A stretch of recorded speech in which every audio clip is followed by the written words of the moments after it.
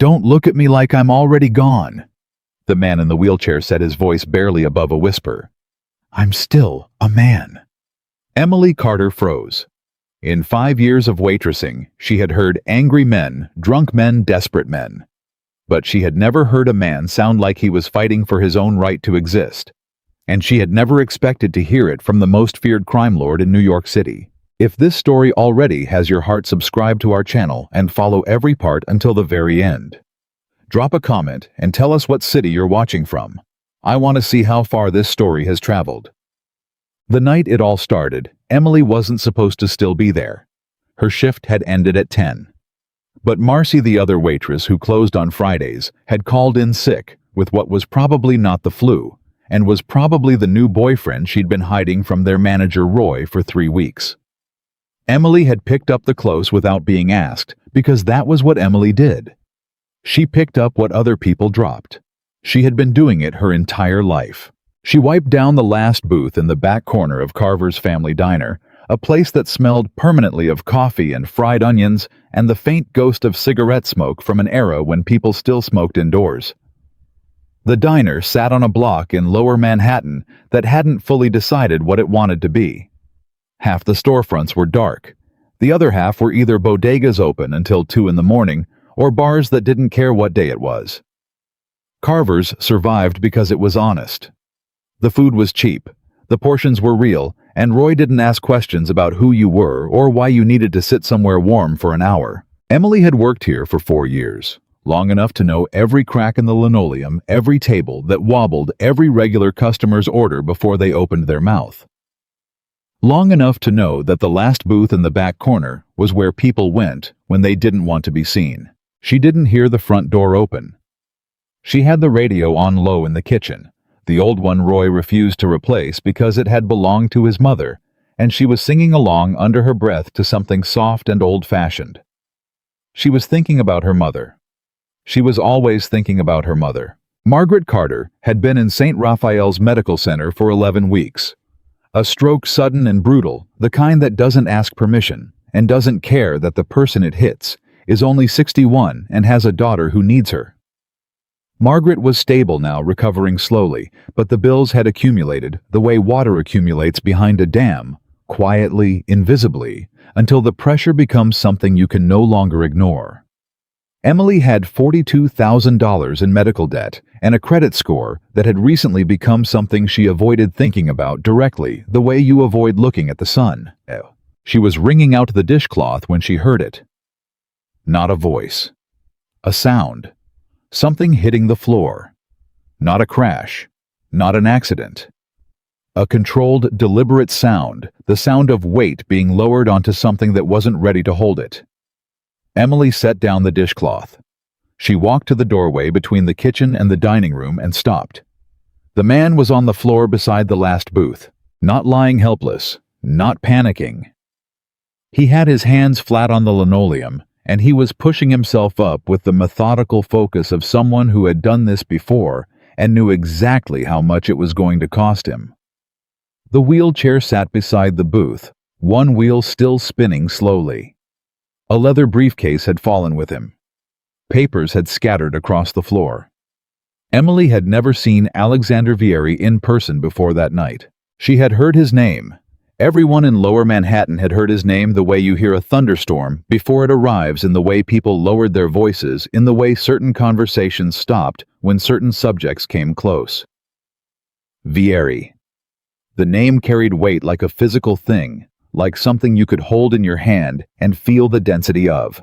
His family had controlled import operations, construction contracts, and 2 city council members for 3 decades. His father had built the organization. Alexander had inherited it at 26 and doubled it. That was before the attack 3 years ago. She knew about the wheelchair. Everyone did. The ambush in a parking garage on the west side, 3 men professional, and they had put Alexander Vieri in that chair and then disappeared so completely that the police had nothing, and the newspapers had speculation, and the city had whispers. She had heard those whispers, that he was finished, that his own people were waiting for him to step down. That power without legs was no power at all. She was looking at the man those whispers had been about. He hadn't seen her yet. He was focused entirely on getting himself back into the chair, and watching him do it was watching someone fight a war in complete silence. His arms were powerful. She could see that even through his suit jacket, which was still somehow mostly straight. His jaw was set. His breathing was controlled and deliberate. He got one hand on the seat of the wheelchair and pushed, and his body rose, and for a half-second, Emily thought he was going to make it on his own. Then his left arm buckled. He went back down to one knee, and the sound he made was not a cry and not a gasp. It was a single sharp exhale through his nose, the sound of a man absorbing pain without allowing it any more room than that. Emily walked out from the kitchen doorway. She didn't announce herself. She didn't say "excuse me," or "I'm sorry to bother you," or any of the polite sounds people make before they intrude on someone. She just walked out and crouched down beside him and put her hand under his right elbow and said quietly, "I've got the other side." Alexander Vieri went completely still. The stillness was total, and it lasted long enough that Emily felt it in her spine. She was close enough to see the exact moment he registered her presence, the slight tightening around his eyes, the way his jaw shifted. He was somewhere between 40 and 45, dark hair going silver at the temples, a face that had been handsome and was still striking in the way that faces are when they've been through something real, dark eyes that had gone very, very flat. "Let go," he said. His voice was quiet, not loud, the kind of voice that is quiet because it has never needed to be loud to be heard. "After you're back in the chair," Emily said, "I told you to let go." "And I heard you," Emily said. "We can argue about it after." Another beat of silence. She felt the resistance in his arm, not physical resistance, but the other kind, the kind that comes from somewhere much deeper than muscle. Then slowly, he shifted his weight and Emily steadied the chair with her other hand, and together, though neither of them said anything about doing it together, he got himself seated. Emily stood up. She picked up the briefcase. She gathered the papers from the floor without looking at them, making a neat stack, and set them on the table beside his coffee cup, which had somehow stayed upright. She expected him to leave.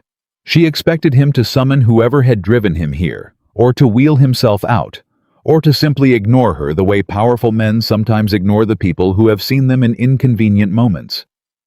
Instead, Alexander Vieri looked at her. "How long were you standing there?" he said. "Long enough to know you almost made it on your own," Emily said. Something shifted in his expression. Not softened, that wasn't the right word. It was more like something very slightly rearranged itself behind his eyes. A small internal adjustment, the way a building shifts almost imperceptibly, and you wouldn't know it was happening if you weren't paying very close attention. "What's your name?" he said. "Emily. Carter." "Do you know who I am?" "Yes." "And you're not afraid of me?" It wasn't a question. Emily considered it anyway. "I was afraid for about 2 seconds, she said honestly. "Then I was more worried about whether you'd hit your head." For a moment, just a moment, something crossed his face that might, under different circumstances and in better light, have been close to something like amusement. Then it was gone. "You should be afraid," he said. "Probably," Emily agreed. "You want more coffee?" She didn't wait for him to answer. She went back to the kitchen, refilled the carafe, came back and poured. Alexander Vieri sat at the last booth in the back corner of Carver's family diner at 11:47 on a Friday night, and watched her do it as if she were doing something he didn't quite have a framework for. "Why are you still here?" he said. "The diner closed an hour ago." "Covering for someone?" Emily said. She put the carafe down and started gathering the scattered sugar packets that had fallen during the incident, restocking the little ceramic holder at the edge of the table. "It's fine. I needed the hours." "The hours," he repeated. "Tips don't add up to medical bills," Emily said. She said it the way she said most hard things, flatly, without dramatizing it, because the truth didn't need decoration. "My mom's at St. Raphael's. I'm working on it." She had no idea why she told him that. She told herself later that she was tired. When you're tired enough, your filters stop working, and the truth comes out the same way water comes through a crack, not because you intended it, but because pressure goes where it can. Alexander Vieri was quiet for a long moment. "Sit down," he said. Emily looked at him. "That's not a request you have to follow," he said, which surprised her because it didn't sound like something that sentence had ever been particularly easy for him to say. "But I'd prefer it." Emily sat down across from him. This was the moment that Emily would think about later, when everything that came after had already happened, and she was trying to locate the exact pivot point where her life changed direction. It wasn't the moment she helped him off the floor. It wasn't the conversation that came next, or the revelation, or the proposal, or any of the things that followed. It was this. Sitting across from Alexander Vieri in an empty diner with bad coffee between them and the city humming outside, and neither of them being what the other had expected. "How long has she been in the hospital?" he said. 11 weeks, Emily said. "Stroke. She's getting better. Slowly." "What's the total?" Emily looked at him directly. "Why?" "Because you told me," he said. "I'm asking." 42,000, Emily said. "Give or take." He didn't react. No widened eyes, no small sound of sympathy. He looked at her the way people look at information they are filing away quietly, carefully, with full attention. "That's a lot to carry on waitress tips," he said. "It is," Emily agreed. "But it's mine to carry." Something in his expression shifted again. That same small rearrangement behind the eyes. "That's an interesting thing to say," he said. "It's just true," Emily said. "Most people," Alexander said, "when they're in front of someone like me and they've done me a kindness, they start positioning. They start calculating what it's worth. They tell me about their problems, so I'll understand what I owe them." "I wasn't calculating anything," Emily said. "You were on the floor. I helped. That's all it was." "People don't do things for nothing." "People do things for nothing all the time," Emily said. "Not everything is a transaction."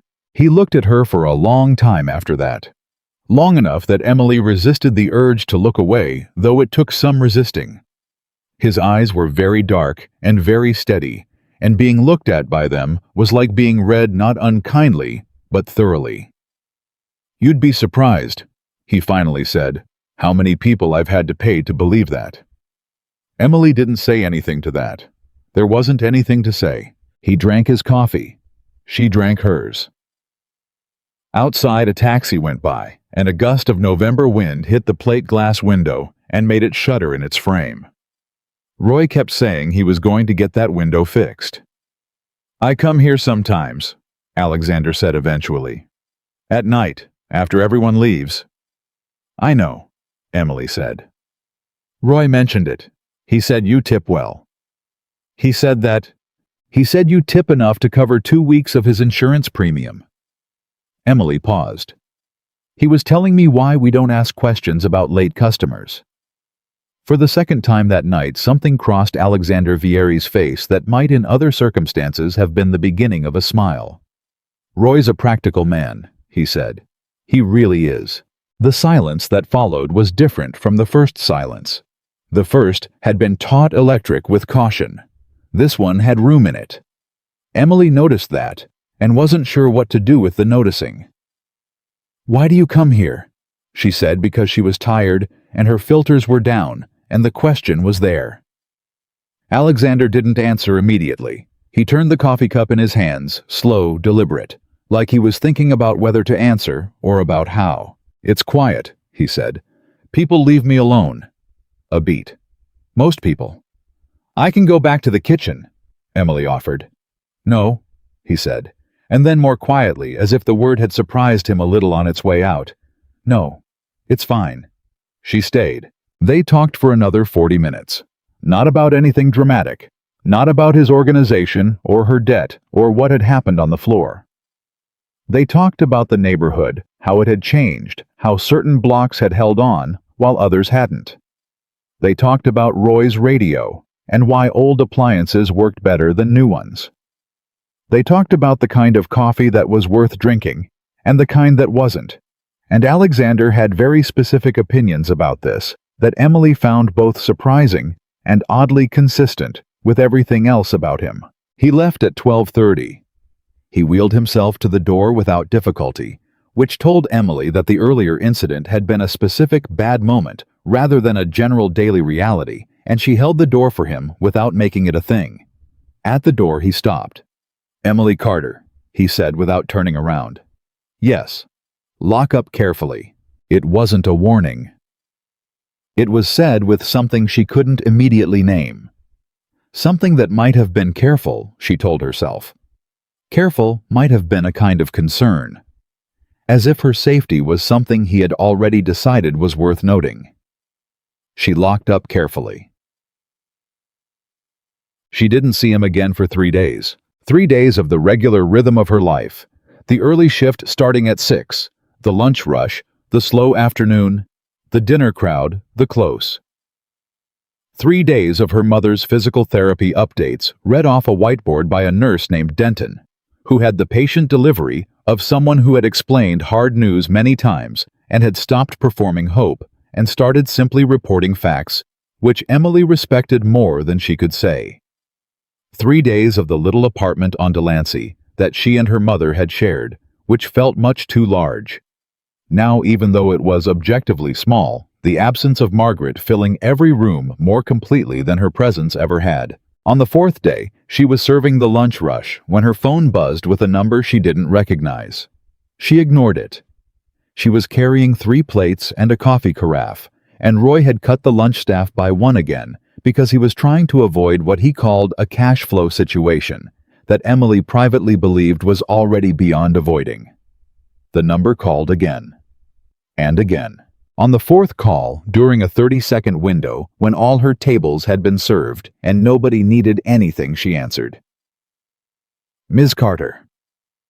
The voice was male professional and entirely without warmth. "My name is Marcus. I work for Mr. Vieri. He would like to meet with you at your earliest convenience." Emily looked around the diner. Roy was yelling at the dishwasher about something. Table 6 had just sat down a family of 5 with 2 toddlers. "I'm working," she said. A pause. "He is aware. He is asking when you're free." "I get off at 4. Another pause, as if he was conveying this information somewhere. "He'll send a car at 4:15. Emily opened her mouth to say that she would take the subway, thank you, and then she thought about the 3 phone calls in 4 minutes, and the fact that people who work for men like Alexander Vieri do not take no for an answer, because men like Alexander Vieri do not send that particular kind of message. "Fine," she said. The car was a black town car, immaculate with heated seats that Emily tried not to visibly appreciate, and a driver who did not speak, except to confirm her name. It took her uptown through traffic that parted in the way traffic does when drivers sense authority, and pulled in front of a building on the Upper East Side that had a doorman and a lobby that she could see through the glass, was the kind of lobby that exists to remind you of something without saying it directly. Marcus met her in the lobby. He was 50, trim, silver-haired, with the face of a man who had spent a long time managing complicated situations and had made peace with all of them. He looked at her once quickly and completely, the way security people do.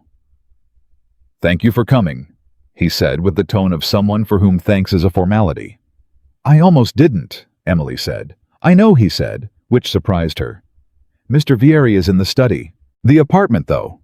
Apartment felt like a word that needed to apologize for itself in this context, was on the 14th floor and took up the entire footprint of the building's east corner. It was furnished with the particular restraint of people who have enough money that they no longer need to prove it through excess. Books on actual shelves filled to the point of overflow. A kitchen visible through a doorway that looked like it was actually used. Family photographs on a side table, old ones black and white. Alexander Vieri was at his desk. He was in the wheelchair, positioned at an angle that Emily understood was deliberate. He was facing the door, but at a slight offset, giving himself a clear view of everyone who entered while not being directly confrontational about it. He was in a different suit than the night at the diner. Same quality, different color. His desk was covered in documents and 2 phones and a coffee cup that Emily suspected was his second or third of the afternoon. He looked up when Marcus brought her in. "Thank you, Marcus," he said, and Marcus disappeared with the efficiency of smoke. "Mr. Vieri?" Emily said. "Alexander," he said. "Please." Emily sat in the chair across from his desk, the one that was clearly intended for visitors positioned slightly lower than the desk, which she recognized as a deliberate arrangement, and then felt slightly odd for recognizing. "You know why I asked you here," he said. "I genuinely don't," Emily said. He looked at her. "You didn't look up anything about me after the other night." "I know who you are," Emily said. "I already knew that." "But you didn't look specifically." "No." He was quiet for a moment. Then he opened a drawer and set a folder on the desk and turned it toward her. Emily looked down. It was a document from St. Raphael's Medical Center, her mother's account. She recognized the account number. She had memorized it involuntarily over the course of 11 weeks of phone calls. The balance at the top, which had been $42,000 and some change as of last Monday, now read 0. She looked up at Alexander Vieri. "What did you do?" she said. "I purchased the debt," he said. 3 days ago." The room went very quiet. Emily could hear her own breathing and the faint sound of the city outside the window, and absolutely nothing else. "Why?" she said. "Because I could," he said. "And because you didn't ask me to." "That doesn't make sense as a reason." "It makes complete sense as a reason," Alexander said, and there was something in his voice that was different from the tone he'd used for everything else. Something that had weight in it, something old and considered. "Every person who has ever done something for me has asked for something in return. Before or after or eventually. You didn't. You helped me off the floor in an empty diner and you poured me coffee and you talked to me like I was a person." He paused. "I hadn't been talked to like that in a long time." Emily set the folder down carefully. "I have to pay it back," she said. "No. Mr. Vieri. Alexander. Alexander." She said it deliberately, a concession. "I can't accept that. $42,000 is not something I can—" "I'm not offering it as charity," he said. "I'm offering it as the opening of a negotiation." Emily went still. "What negotiation?" she said. He looked at her steadily. "I need a wife," he said.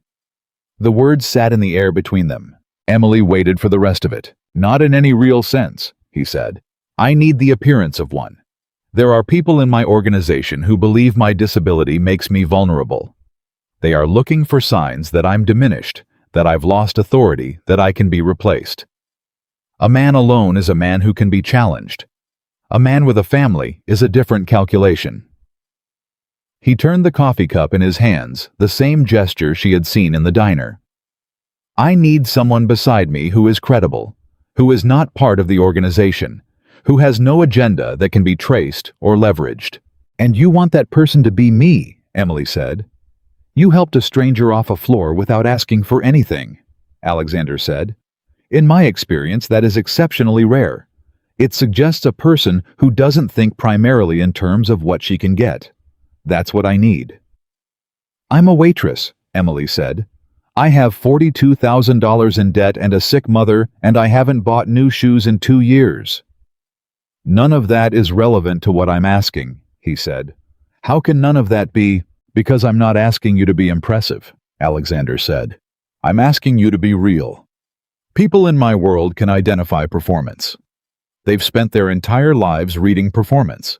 What they can't identify, what confuses them, what disrupts their calculations, is someone who is genuinely themselves."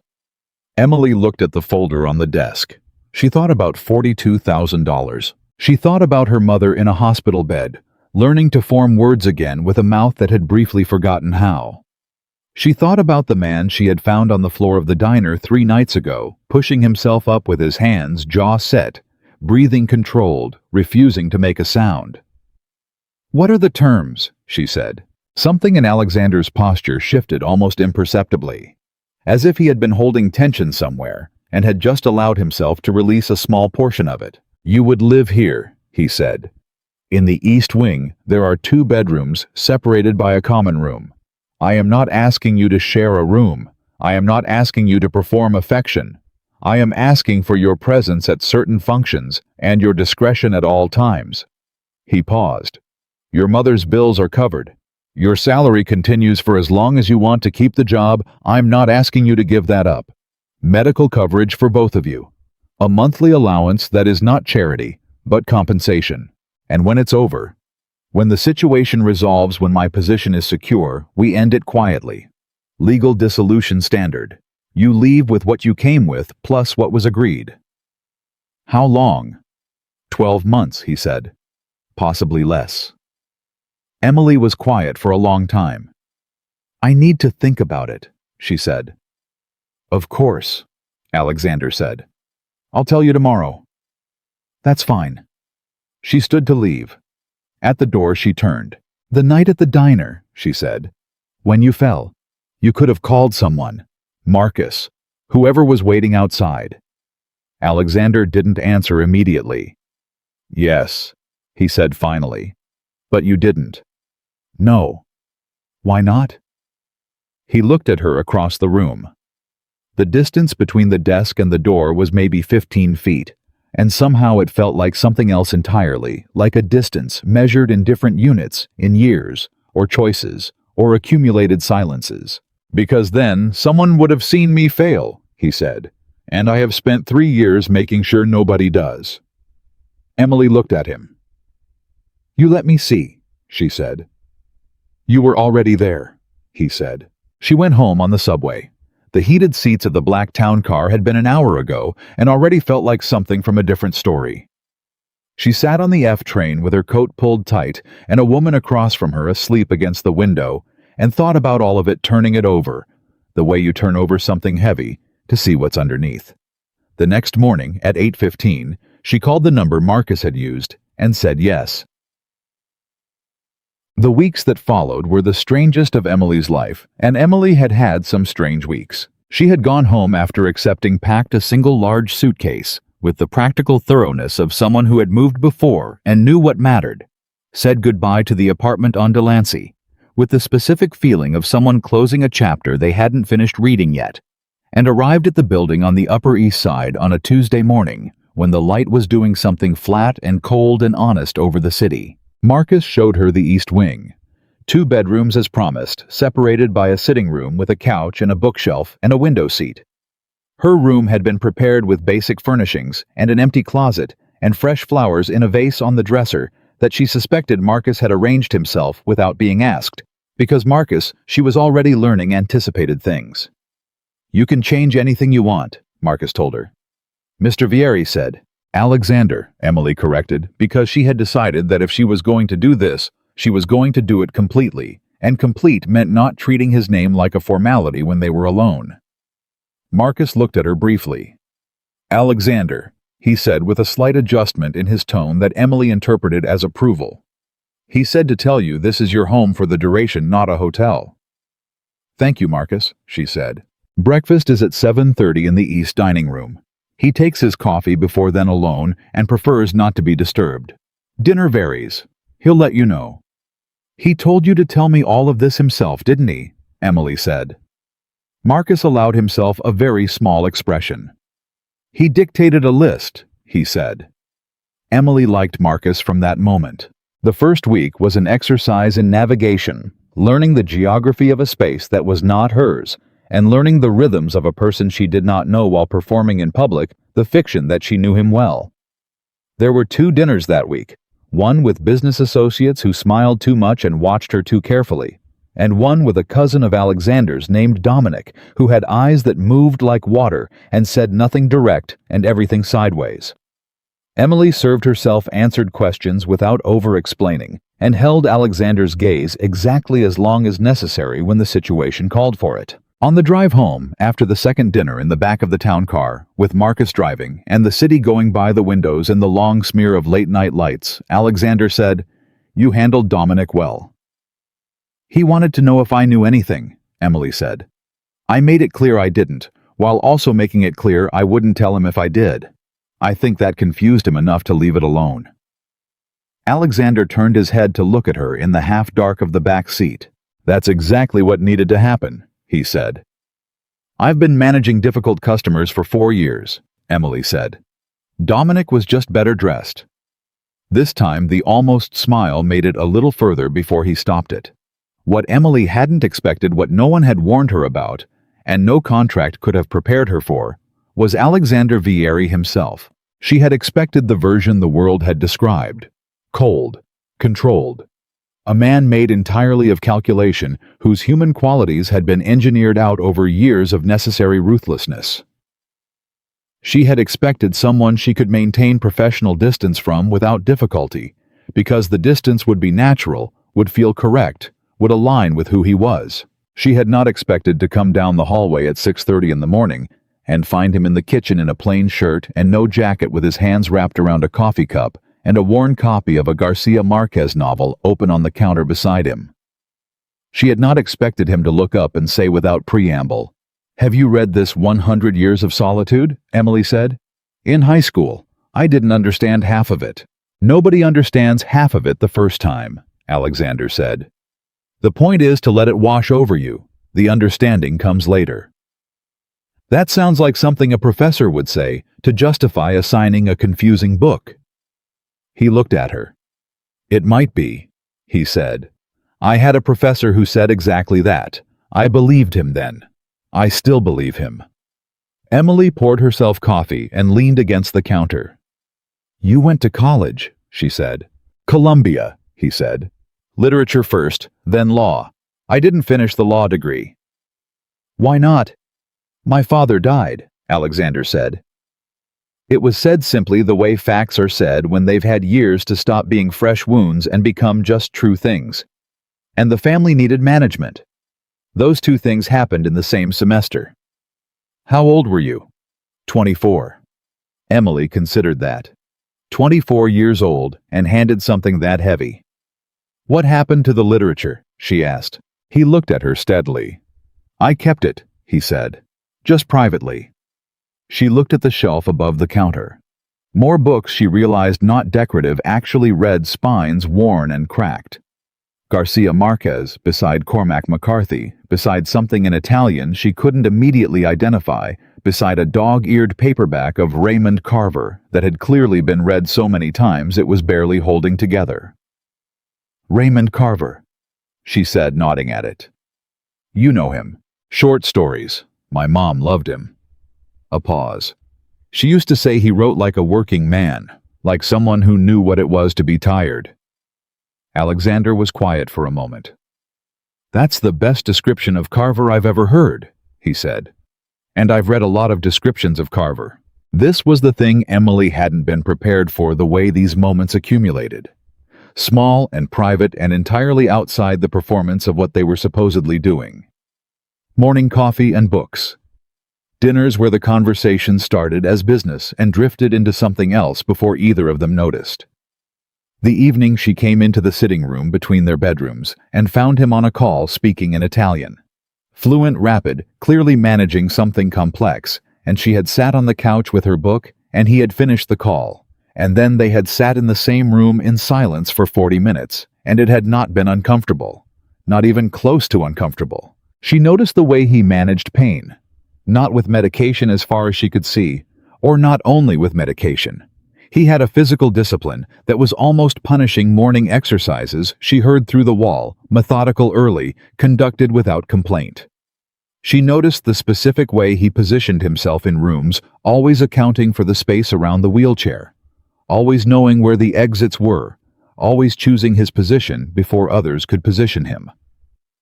She noticed that his voice changed when he was talking to people he trusted, got quieter, actually, rather than louder, as if intimacy for him meant lowering the volume rather than raising it. She noticed the nights. At first, she thought she was imagining it, the sound from the corridor late after midnight. But on the third night, she was sure a steady rhythmic sound, low impacts, the kind of sounds made by someone engaged in controlled physical effort. She lay in her bed for a long time, looking at the ceiling, deciding. Then she got up. She found him in the long corridor that connected the east wing to the rest of the apartment. He had set up a bar at chair height against the wall she recognized, now that it had always been there. She had assumed it was decorative, and he was holding himself half-standing, gripping the bar with both hands, one leg bearing weight and one not. His face was turned away from her. His shirt was soaked through. She could see even from here the tremors running through his arms. He heard her or felt her presence or both and turned. What she saw on his face in that first unguarded second was something she had no language for yet. Something that lives in the face of a person who has been caught doing something they believe they should not have to do in secret. Something that mixes shame and defiance, and a desperate species of hope that the person watching them will understand before they have to explain. She walked toward him. He let go of the bar and sat back into the chair. "You should be asleep," he said. His voice was controlled, but his breathing wasn't. "So should you," Emily said. "Go back to your room." "Alexander." The use of his name stopped him. She said it the way she said things that needed to be said directly without dramatizing. "How long have you been doing this?" she said. "That's not your concern." "Since the injury." A long silence. "Since 3 months after," he said finally, "when they told me the probability of significant recovery was low." And nothing," he said. "It's my business." "Why at night?" He looked at her. In the dim light of the corridor, his face was all shadow and sharp line, and the expression on it was something Emily recognized from the diner floor, that particular combination of being seen and not knowing what to do about it. "Because during the day," he said slowly, "people are watching, and every time I fall, every time I can't do what I'm trying to do, someone sees it and writes it down somewhere in their head under the category of weakness." His jaw tightened. "At night, it's only me." "And now me," Emily said. "And now you," he said, "which I'm not pleased about." "I'm not going to tell anyone," Emily said. "That's not the point." "Then what's the point?" He was quiet for a long moment. "I don't want your pity," he said. It came out quietly, without heat, which somehow made it more final than if he'd shouted it. Emily sat down on the floor, cross-legged in the corridor. He stared at her. "What are you doing?" he said. "Sitting," she said. "I'm tired. I've been lying awake for an hour." She looked up at him. "Keep going if you want. I'm not watching you. I'm just here." Another long silence. Then Alexander Vieri turned back to the bar. He reached for it again, and Emily sat on the cold floor of the corridor and didn't look at him and didn't say anything. And the sounds continued, the effort and the struggle and the occasional low sound of impact, when he came back down, and neither of them spoke for a long time, and somehow that was the first honest thing that had happened between them. He finally stopped. Emily looked up. He was sitting back in the chair, both hands in his lap, breathing evenly. "You're not what I expected," he said. "You're not what I expected either," Emily said. "You expected a monster," he said. "I expected someone easier to keep at a distance," Emily said. And because her filters were down again, because it was past midnight and she was sitting on a corridor floor, she said the other thing too. "I wasn't expecting to like you." The silence that followed was very still. "Emily," Alexander said. "I know," she said. "I know what this is. I'm not confused about what this is." "Good," he said. "Good." She agreed. But when she walked back to her room, she understood that something had shifted in the space between them. Something subtle and significant, and entirely outside what either of them had agreed to. Something that had no name yet, and didn't need one, and was going to require before long a great deal of honesty to handle.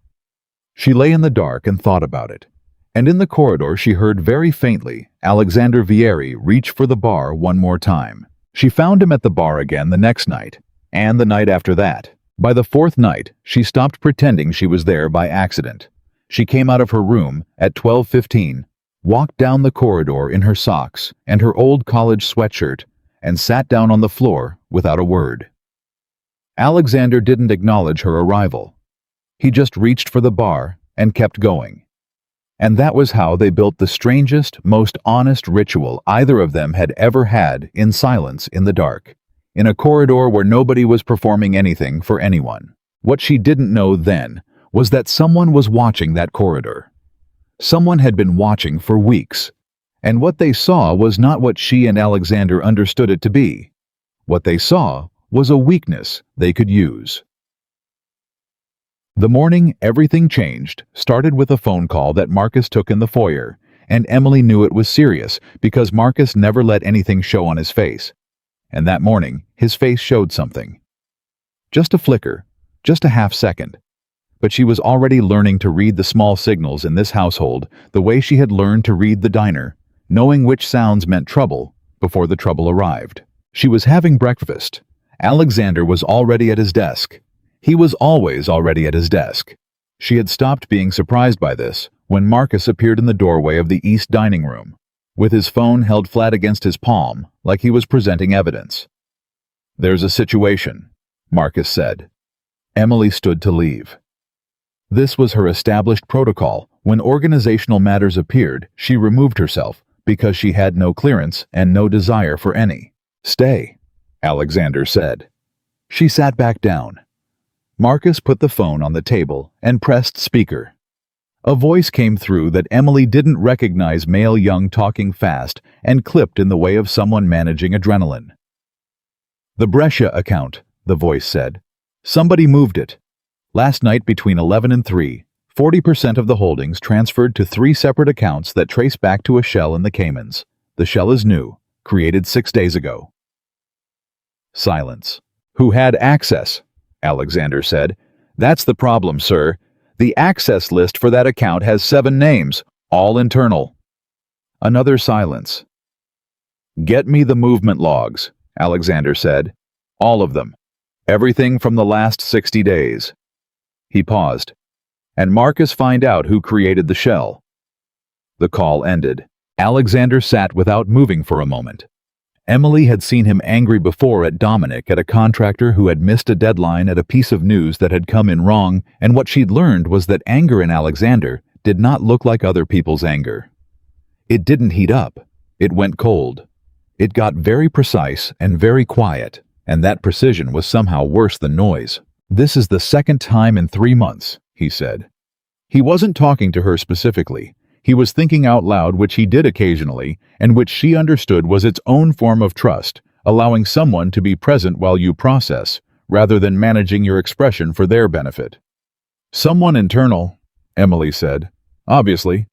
Small list, 7 names. 6, Alexander said. "I didn't have access to that account last night." Something like dark humor crossed his face for a half second and vanished. "I suppose I'm my own alibi." "What does it mean?" Emily said. "The 40%. What is it strategically?" He looked at her. "You're asking the strategic question." "I'm asking the obvious question," she said. 40% of one account is a message. If someone wanted the money, they'd take it all. If they took 40% and left 60, they wanted you to find it." A long pause. "Yes," Alexander said. "They did." "So, the money isn't the point." "The money is never just the money," he said. He turned the phone over in his hand once, twice. 40% is enough to create a liquidity problem, to force me to make decisions that are visible, to make me look reactive instead of in control. His jaw set. "It's a destabilization move." "From someone who wants you making decisions under pressure," Emily said. "From someone who wants to watch me make mistakes," he said, "and then use those mistakes to build a case for a transition of leadership." The word transition sat in the air like something that needed to be handled carefully. "How many people in your organization want that?" Emily said. Alexander looked at her directly. "Fewer than I expected," he said, "and more than I'd like."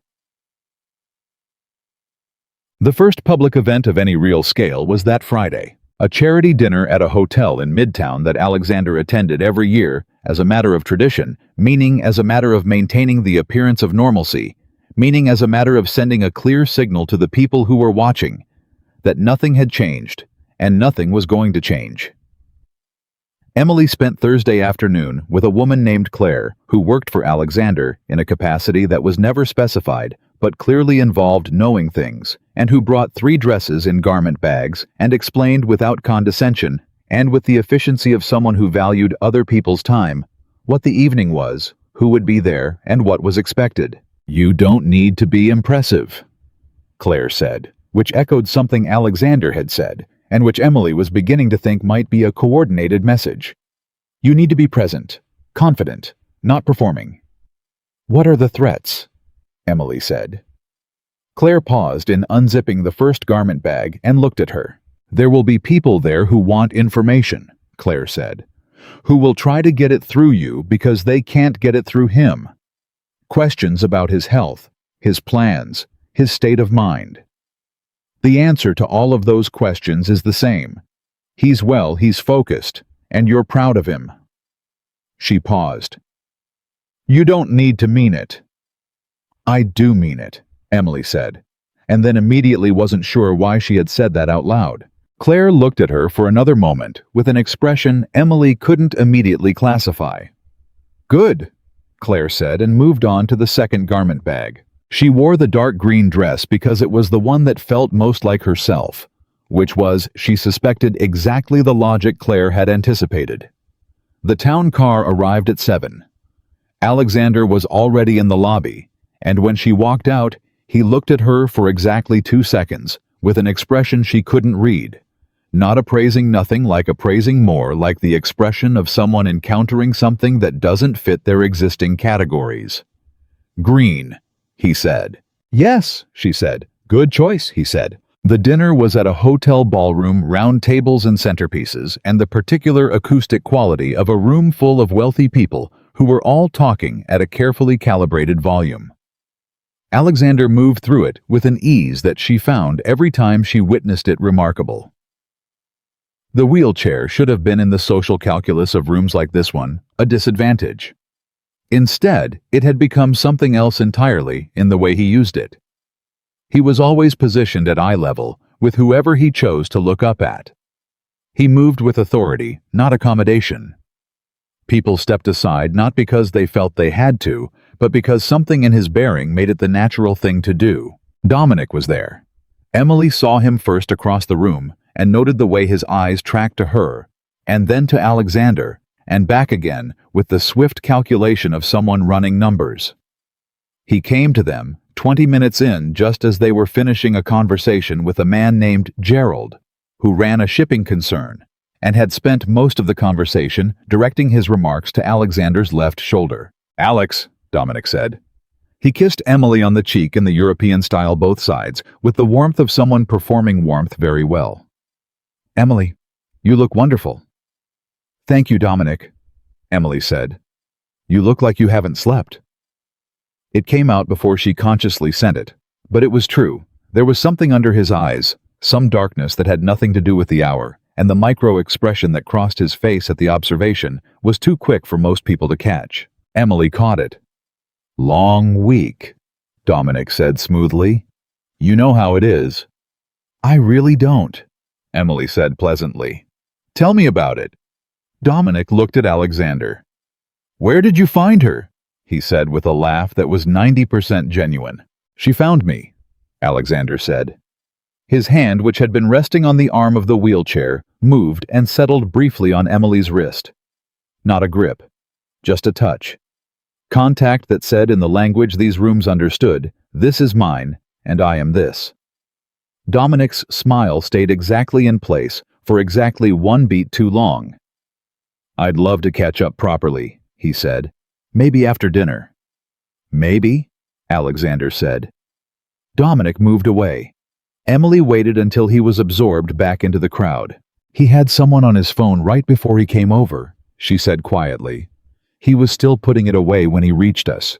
He wasn't making a call. He was reading something." Alexander turned his head slightly. "You're sure?" The screen was still lit when he pocketed it.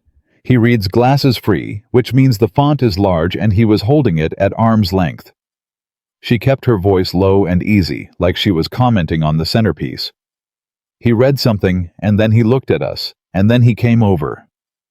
What do you think he read? Something that changed his plan, Emily said. He came over planning to stay 10 minutes. He left in under 3. A beat. Emily, Alexander said. Yes. Stop being better at this than my trained people, he said. And this time, the almost smile made it all the way. She found out about the hospital bills differently than Alexander expected. He had assumed she learned this later, that Marcus would tell her, or that she would receive some kind of documentation, something formal and transactional that matched the nature of what he'd done. He had not anticipated that she would open a letter from St. Raphael's 3 weeks into living in the apartment, a routine update addressed to her as guarantor, and discover that the account showed zero balance with a notation that read, "Satisfied in full third-party payment." She found him in the study. She set the letter on his desk without saying anything. He looked at it. Then he looked at her. "You said you told me," she said. "You said you'd purchased the debt." "I did tell you." "You told me before I agreed to anything," Emily said. "You used it as leverage in the negotiation." "I used it as an opening," he said. "There's a difference." "Is there?" "Yes." He was calm, not defensive calm in the particular way of someone who has thought through this and made peace with how it looks before deciding to do it anyway. "If I had wanted leverage, I would have held it over you. I told you so you wouldn't find out later and feel deceived. The fact that it also functioned as an opening that's honest, Emily, not manipulation." She sat down, not because she was ready to sit down, but because she needed to look at him at the same level. "You made a decision about my life," she said, "about my mother's care, without asking me." "Yes," he said, "I did. And you're not going to apologize for that." "I'm not," he said. "Because if I'd asked you first, you would have said no. And I would have lost the chance to do something useful with money I have more of than I can reasonably justify while you were working double shifts to pay a bill that was going to bury you." His voice stayed level. "I'm not sorry I did it. I'm only sorry it feels the way it feels." Emily was quiet for a long moment. "She doesn't know," Emily said finally. "My mother. She doesn't know about any of this. She thinks I found a better housing situation and a new job." "What have you told her?" "That I'm staying with a friend while she recovers, that I'm not working at the diner anymore, that things are better." A pause. "She believes me because she needs to, because it takes energy to doubt someone, and she needs her energy for getting better." "Does she know you're here?" "She knows I'm somewhere I'm okay," Emily said. "I think that's what she needs to know right now." Alexander was quiet for a moment. "What was she like?" he said. "Before?" Emily looked at him. "She was loud," Emily said, and something in her face shifted, opened slightly, the way a door opens when you stop leaning against it. She laughed at everything. Bad jokes, good jokes, things that weren't jokes. She had this laugh that started in her stomach, and she had a big laugh. She would embarrass me when I was a teenager. I would have given anything for her to embarrass me now. Alexander was very still. "She'll come back," Emily said. "Partially. They say—" She stopped. "They say the speech will mostly come back.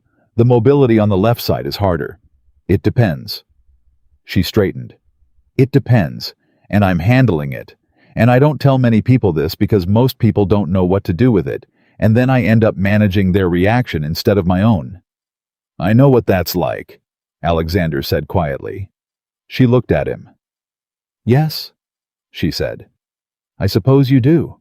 The afternoon light was doing something specific with the room. At that moment, filling it at a low angle, catching the dust in the air, making everything look like something you'd want to keep. Emily would remember it later. The way the room looked, and the way it felt to sit across from someone who genuinely knew what you meant.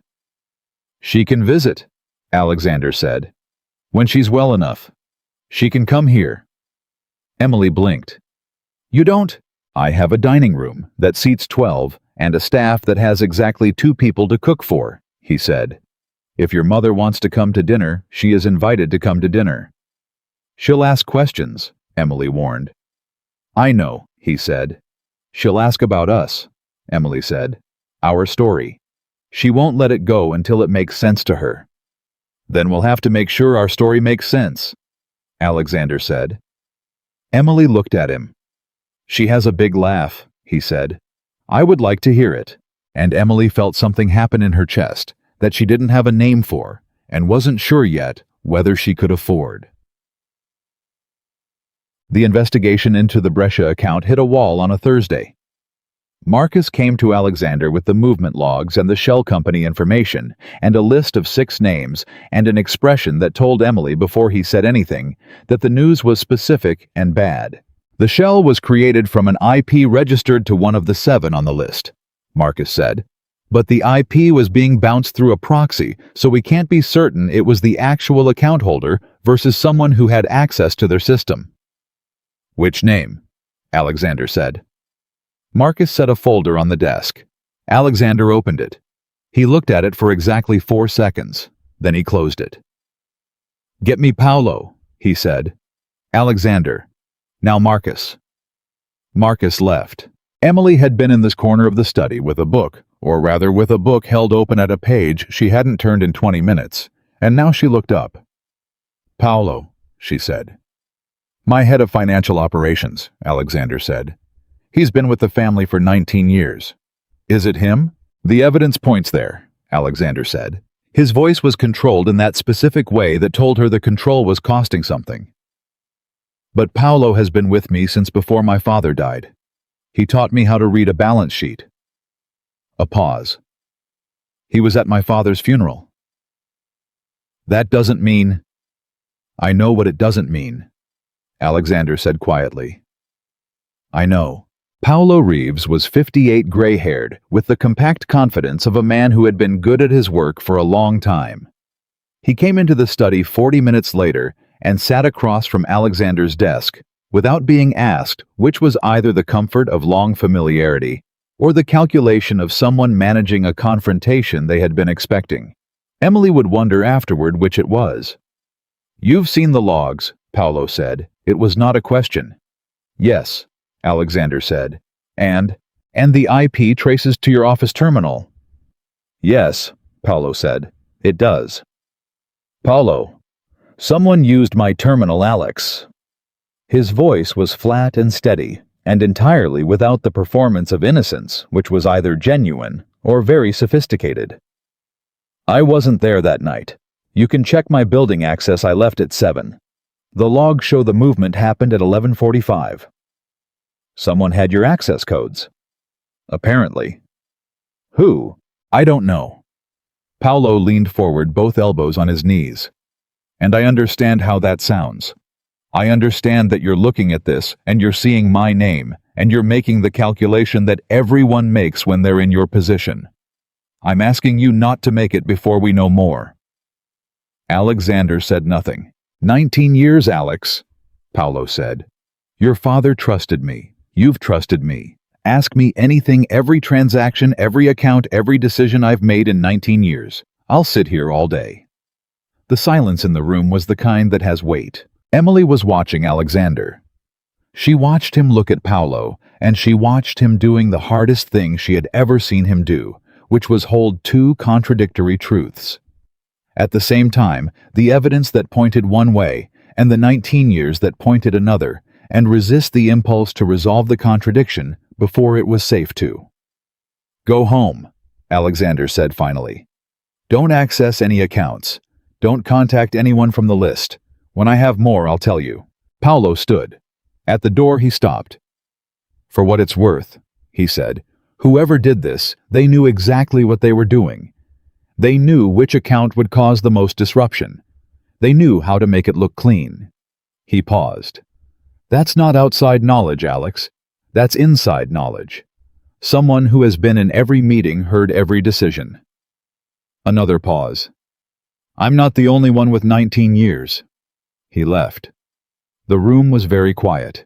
He's either telling the truth, Emily said, Or he's been rehearsing that for 3 days. Yes, Alexander said. Which do you think?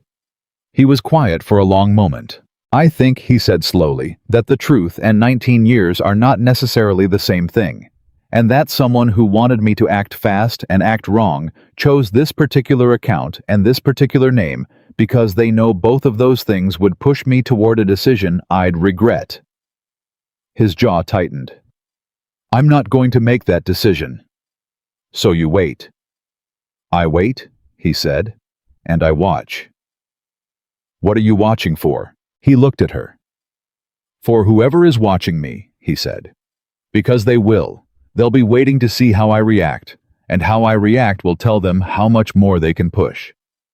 And how are you going to react? Alexander settled back in his chair. Normally, he said. I'm going to react completely normally. Dinner tonight is planned.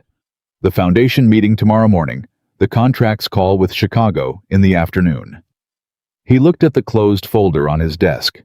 And then, when they've decided I didn't find anything, and I'm not looking, I'm going to find everything. She visited her mother the following Saturday. St. Raphael's had a visiting room with chairs that were designed for function rather than comfort, and Margaret Carter was in one of them when Emily arrived wearing a hospital robe and her own cardigan over it. Because she had always been cold and a stroke, she had apparently informed the nursing staff did not change a person's fundamental body temperature preferences. Margaret's speech was better than it had been. Not all the way back there were still pauses, still moments when the word she wanted stood just out of reach, and she had to approach it sideways. But her eyes were the same as they had always been, fully herself, watching Emily, with the specific attention of a mother who has known her child for 31 years and can read her the way nobody else can. You look different, Margaret said. I look tired, Emily said. Different, her mother repeated with the precision of someone who knows when they're being redirected. Not bad. Settled, maybe. No. She tried again. Like you're thinking about something. I'm always thinking about something. Something specific, Margaret said. Someone. Mom. I'm not fishing, Margaret said. I'm observing. I'm allowed to observe. I had a stroke, not a personality transplant. Emily laughed, and the sound surprised her a little how genuine it was, how immediate. There's someone, Emily said. Sort of. It's complicated. What kind of complicated? The kind where everything about it is the wrong situation but the person himself is... She stopped. The person himself is what? Her mother said with the patience of someone who had all afternoon in a very comfortable cardigan. Surprising, Emily said finally. He's surprising. Margaret looked at her daughter for a long moment. Tell me one thing about him, she said. Emily thought about it. He reads Garcia Marquez in the kitchen at 6:30 in the morning, Emily said. And he has opinions about coffee that are extremely specific and mostly correct. Margaret's mouth curved. I'd like to meet him, she said. He'd like to meet you too, Emily said. He told me you could come to dinner when you're ready. He has a dining room that seats 12. Her mother's eyebrows went up. Dining room that seats 12, Margaret repeated. It's a big apartment. Emily. Mom. How big is this apartment?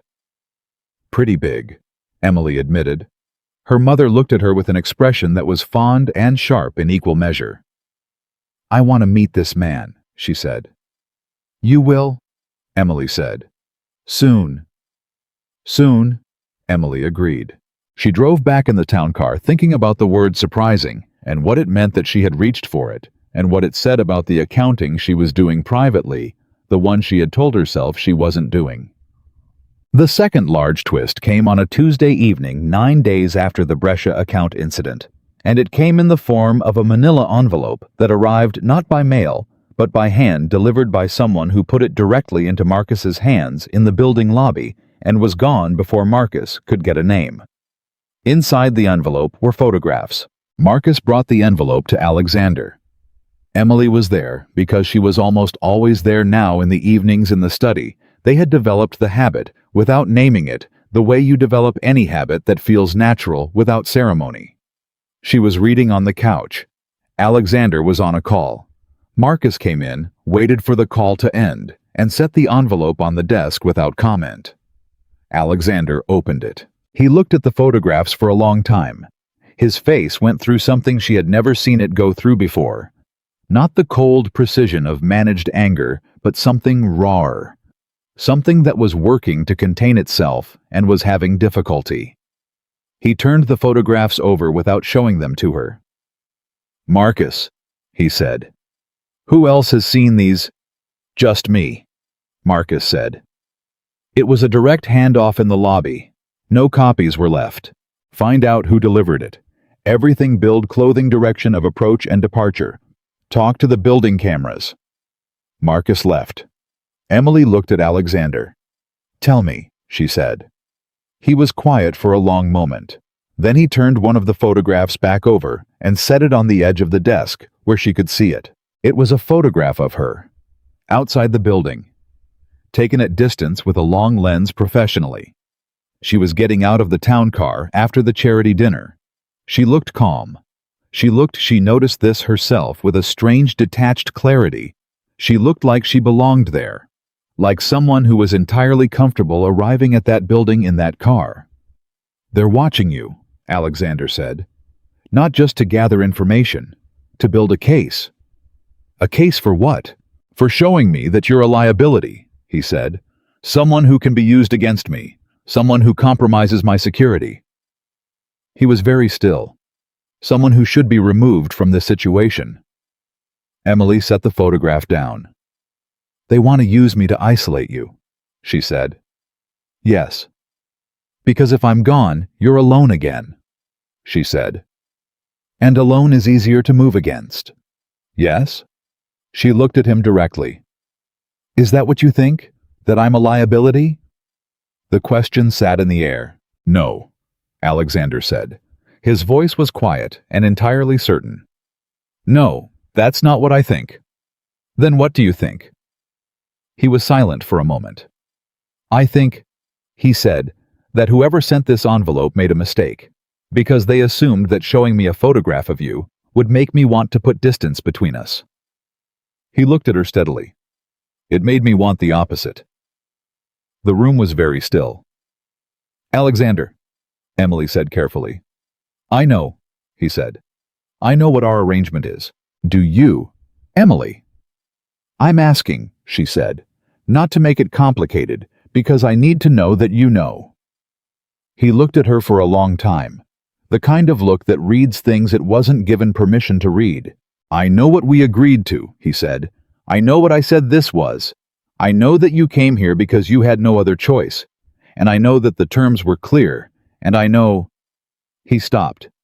Something shifted in his expression, something careful and honest, and more than a little uncertain. "I know that I am sitting here at 8:30 on a Tuesday night, and the only thing that made sense to me when I looked at that photograph was making sure you are safe. And that hasn't been part of my calculations about very many people for a very long time." Emily looked at him.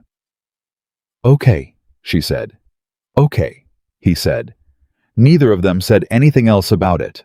But later, after she had gone to her room and he had stayed at his desk and the apartment was quiet, she heard the sound from the corridor. The bar, the effort, the discipline that he never stopped returning to. She lay in her bed and listened, and this time, she did not get up. This time, she pressed her palm flat against the wall between them and stayed very still, and the strange arithmetic of it, of caring about someone's private fight without watching it, of being present in a way that didn't ask for anything in return, felt like the truest thing she had done in a very long time. Outside, the city kept going. Somewhere in it, someone had delivered an envelope and was waiting to see what it changed. And in the apartment on the Upper East Side, in the corridor, and the bedroom side by side, two people who had agreed to a transaction were quietly, carefully, stubbornly becoming something else entirely. Neither of them was ready to name it, but neither of them was running from it anymore. The envelope changed things, though neither of them said so directly. What changed was the texture of the days. Before the photographs, Emily had understood her situation with the clarity of someone who had read the terms and signed the paper and kept the two categories separate in her mind, the arrangement on one side, the person on the other. After the envelope, that separation developed a crack. Not wide, not dramatic.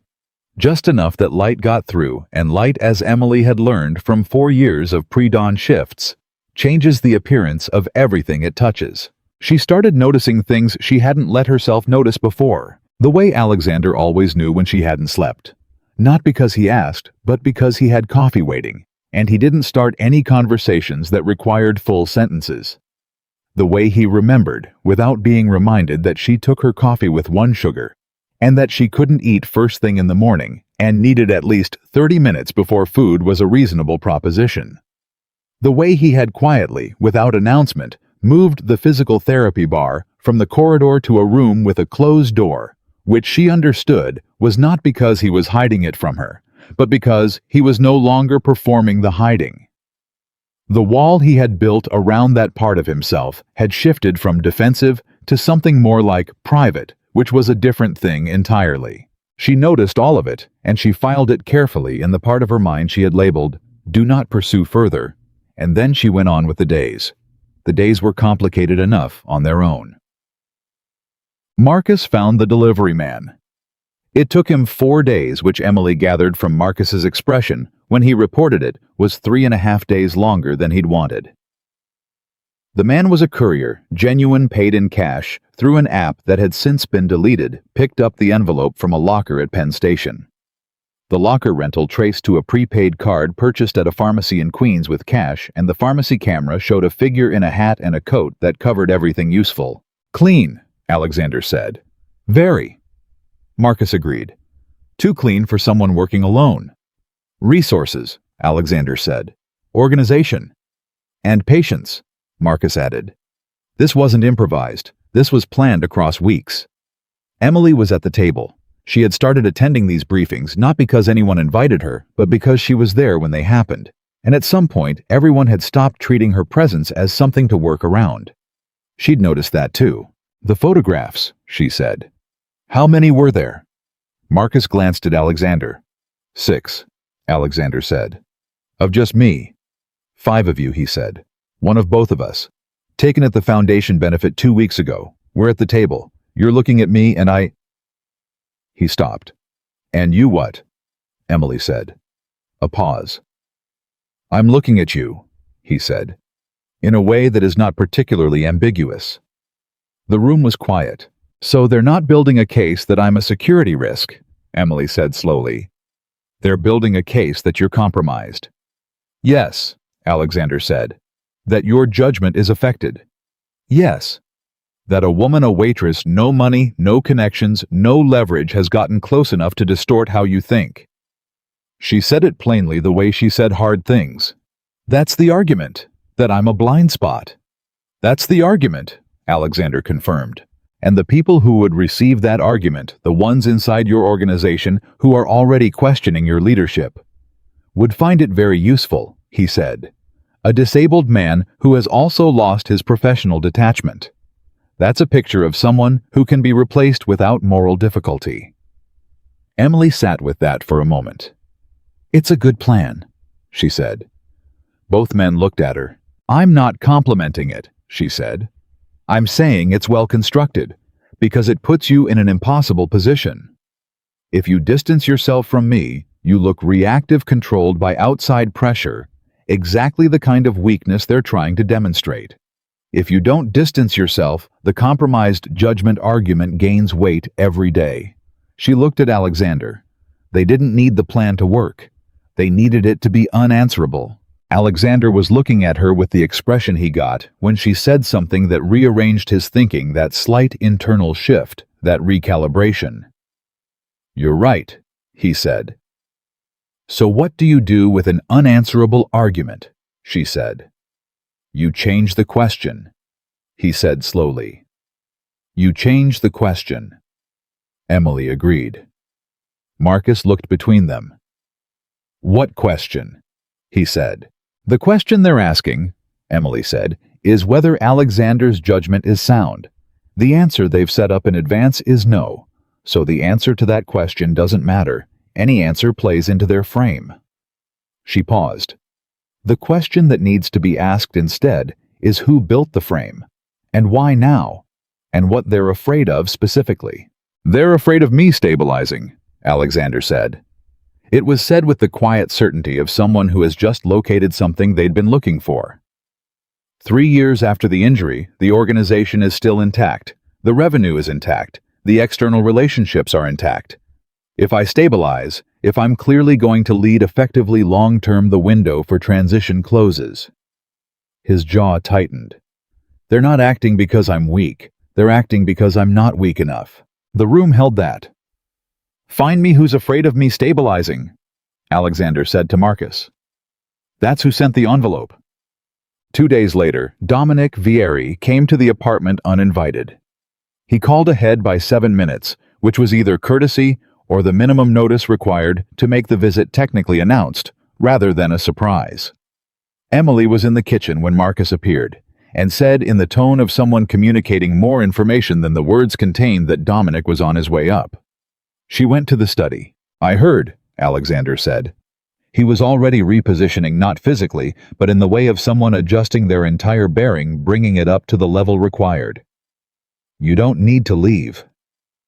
"I know," Emily said. "I'm not planning to." Something in his expression just briefly showed her that this mattered to him. Then it was contained again. Dominic came in wearing the easy confidence of a man who had been in this apartment many times and had never quite accepted that it wasn't partially his. He kissed Emily on both cheeks again, and this time she noticed that his hands were too steady and his eyes were moving too fast, cataloging her posture, her expression, the precise geography of where she was standing relative to Alexander. "I won't take much time," Dominic said, settling into a chair without being offered one. "I wanted to check in personally, given everything." "Everything," Alexander said pleasantly. "The account situation," Dominic said. "The security concerns. I've heard things, Alex. People are talking. I want you to know that whatever you need from me." "That's generous," Alexander said. "What specifically have you heard?" "A beat. Just a half beat, but Emily caught it. That there may be someone internally working against the family," Dominic said. "That you're investigating. That the situation is more serious than it first appeared." "Where did you hear that?" Alexander said. "Still pleasant. A man having a conversation." "People talk," Dominic said.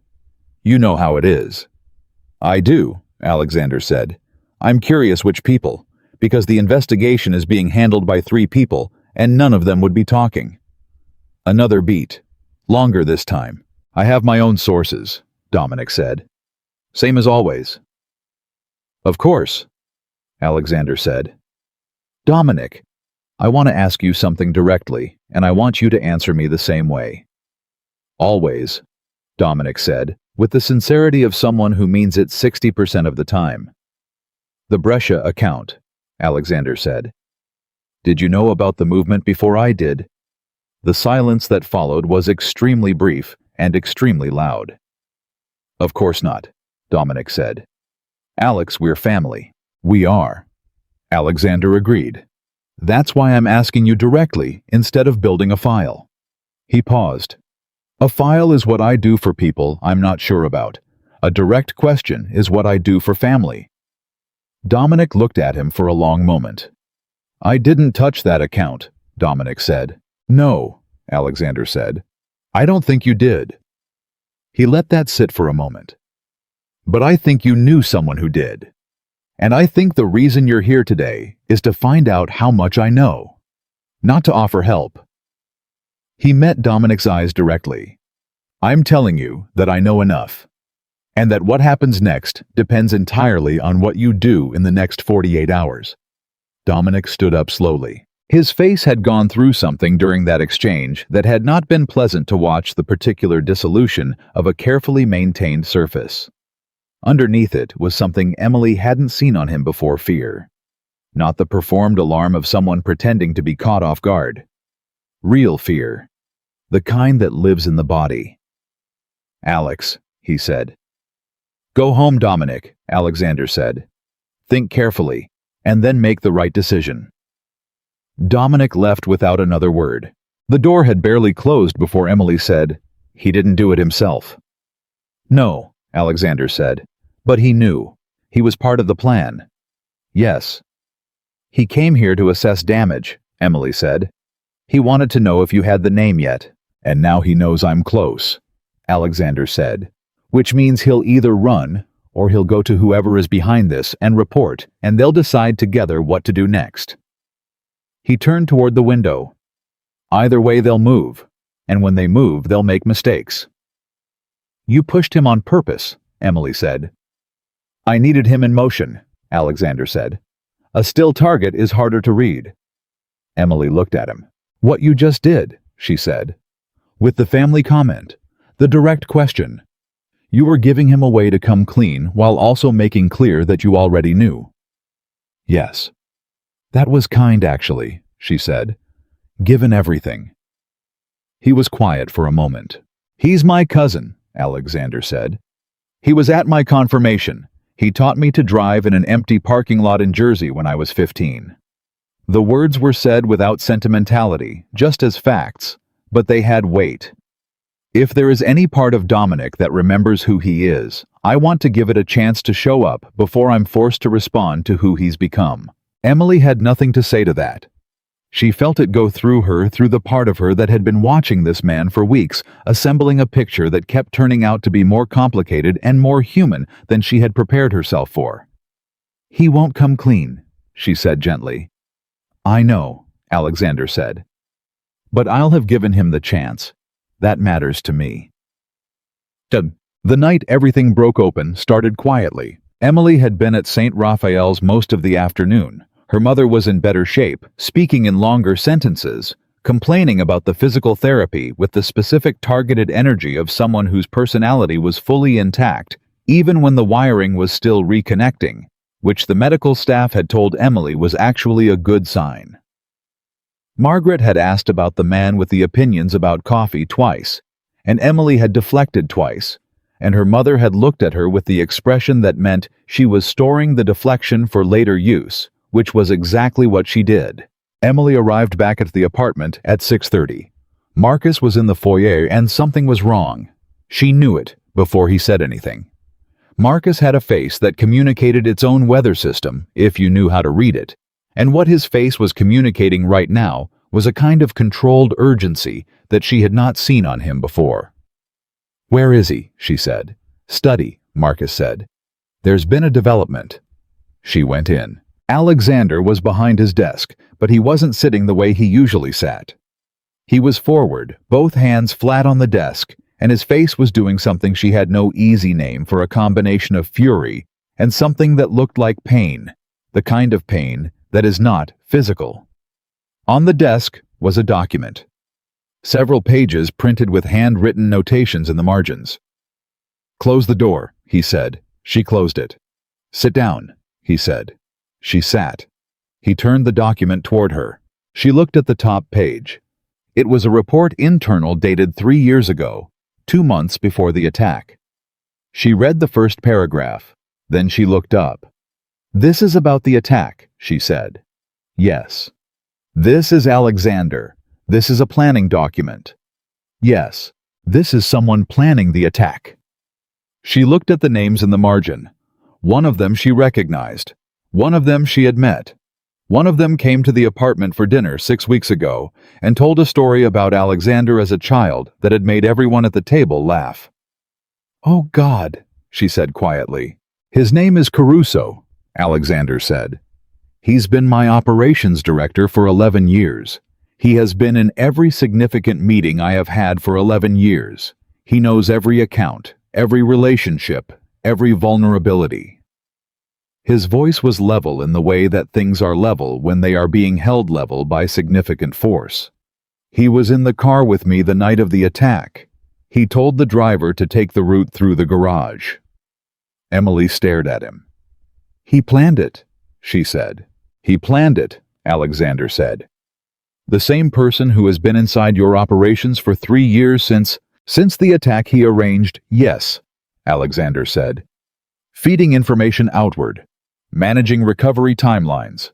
making sure certain decisions went certain ways. He paused.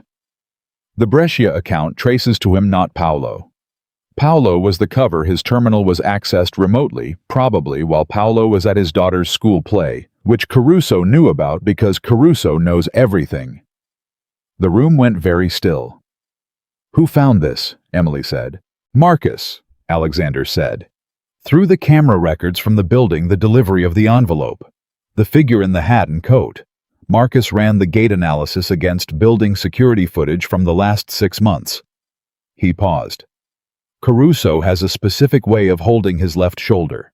An old injury football in high school. He always mentioned it. I never thought—" He stopped.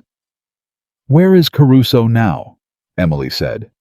"At his office, not yet aware that we have this." "And Dominic? Dominic is the money," Alexander said. "Caruso is the strategy. They've been working together since before the attack." His jaw was set so hard she could see the muscle in it. 3 years, Emily. 3 years I've been trying to rebuild something while the man sitting across from me in meetings was watching to see when I would give up." She looked at him, not at the anger which she understood and didn't try to speak around, at the thing underneath the anger, the thing that the anger was covering. "You trusted him," she said. "Yes," he said. The word was brief and complete, and carried everything in it. "He used that," she said. "Yes. And that's the part." She stopped, found the right words. "That's the part that's worse than the injury, isn't it?" The silence that followed was very long. "The injury," Alexander said finally, "was done by strangers. I can categorize strangers. Strangers don't." He stopped, started again. "When someone you have trusted who has eaten at your table, who you have defended, when other people question them, when that person has spent 3 years sitting across from you watching you fight, to put yourself back together while knowing they put you on the floor in the first place." His voice, still controlled, was doing something different at the edges. "That's not a business problem. That's something else entirely." Emily got up from the chair. She walked around the desk. She didn't stop to think about it. She didn't calculate it. She pulled a chair alongside his and sat down next to him close, so that they were side by side rather than across from each other, and she put her hand over his, where it was still pressed flat on the desk. He went completely still. "You don't have to contain this right now," she said quietly. "Not in front of me. You've been containing things for 3 years. You can put it down for 5 minutes." His hand under hers was rigid. Then, slowly, she felt it release. Not completely, but enough. The way a fist opens one finger at a time. "I'm tired," he said. It was said very quietly, with the particular exhaustion of someone who has been fighting for so long that the admission itself feels dangerous. "I know," she said. "I'm tired of building the same wall every morning." His voice was low and rough and entirely unperformed. "Of deciding every day to keep going, of finding new reasons when the old ones wear out of Emily." He stopped. "I'm here," she said. "I know," he said. "That's—" He stopped again. She waited. "That's the only thing," he said, "in 3 years that hasn't felt like maintenance." She didn't say anything. She kept her hand on his. Outside the window, the city did what the city always does.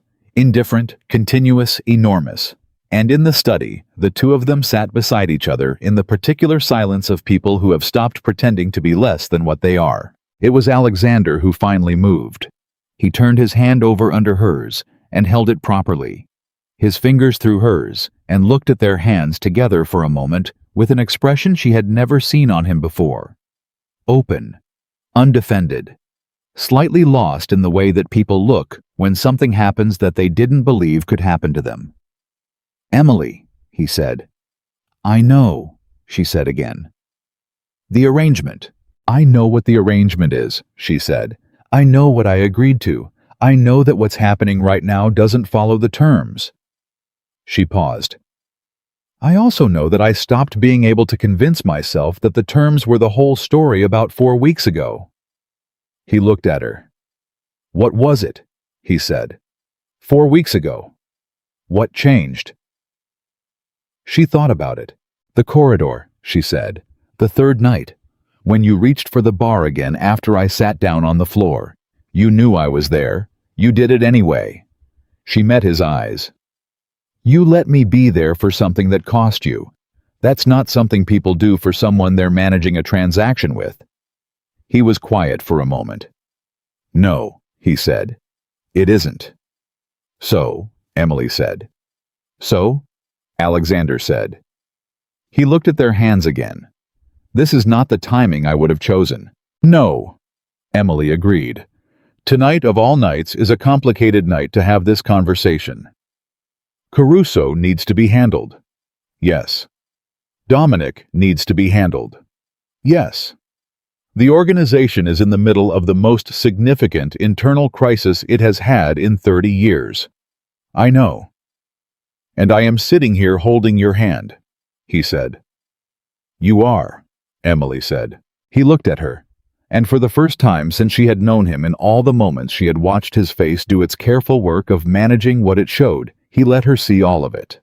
The exhaustion, and the anger, and the pain, and something that was neither of those things, something quieter and more permanent, something that had apparently decided it was done, waiting for a better moment. I don't know how to do this, he said. There have been people, but nobody who... He stopped. I don't know how to do this in a way that isn't also unfair to you, given the circumstances we started in. You bought my mother's hospital debt, Emily said. And then you offered me a contract. Those are not conventional romantic overtures. Something crossed his face, that almost smile further this time than it had ever gotten. No, he said. They are not. But they're what happened, Emily said. And I'm here anyway. Not because of the arrangement, not because of the money. I've been trying to identify the moment I stopped being here because of the arrangement, and I think it was the Garcia Marquez at 6:30 in the morning. He did smile then.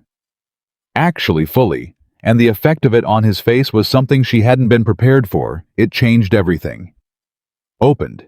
It made him look like someone who had been somewhere cold for a long time and had just come inside. That's a very specific thing to fall for, he said.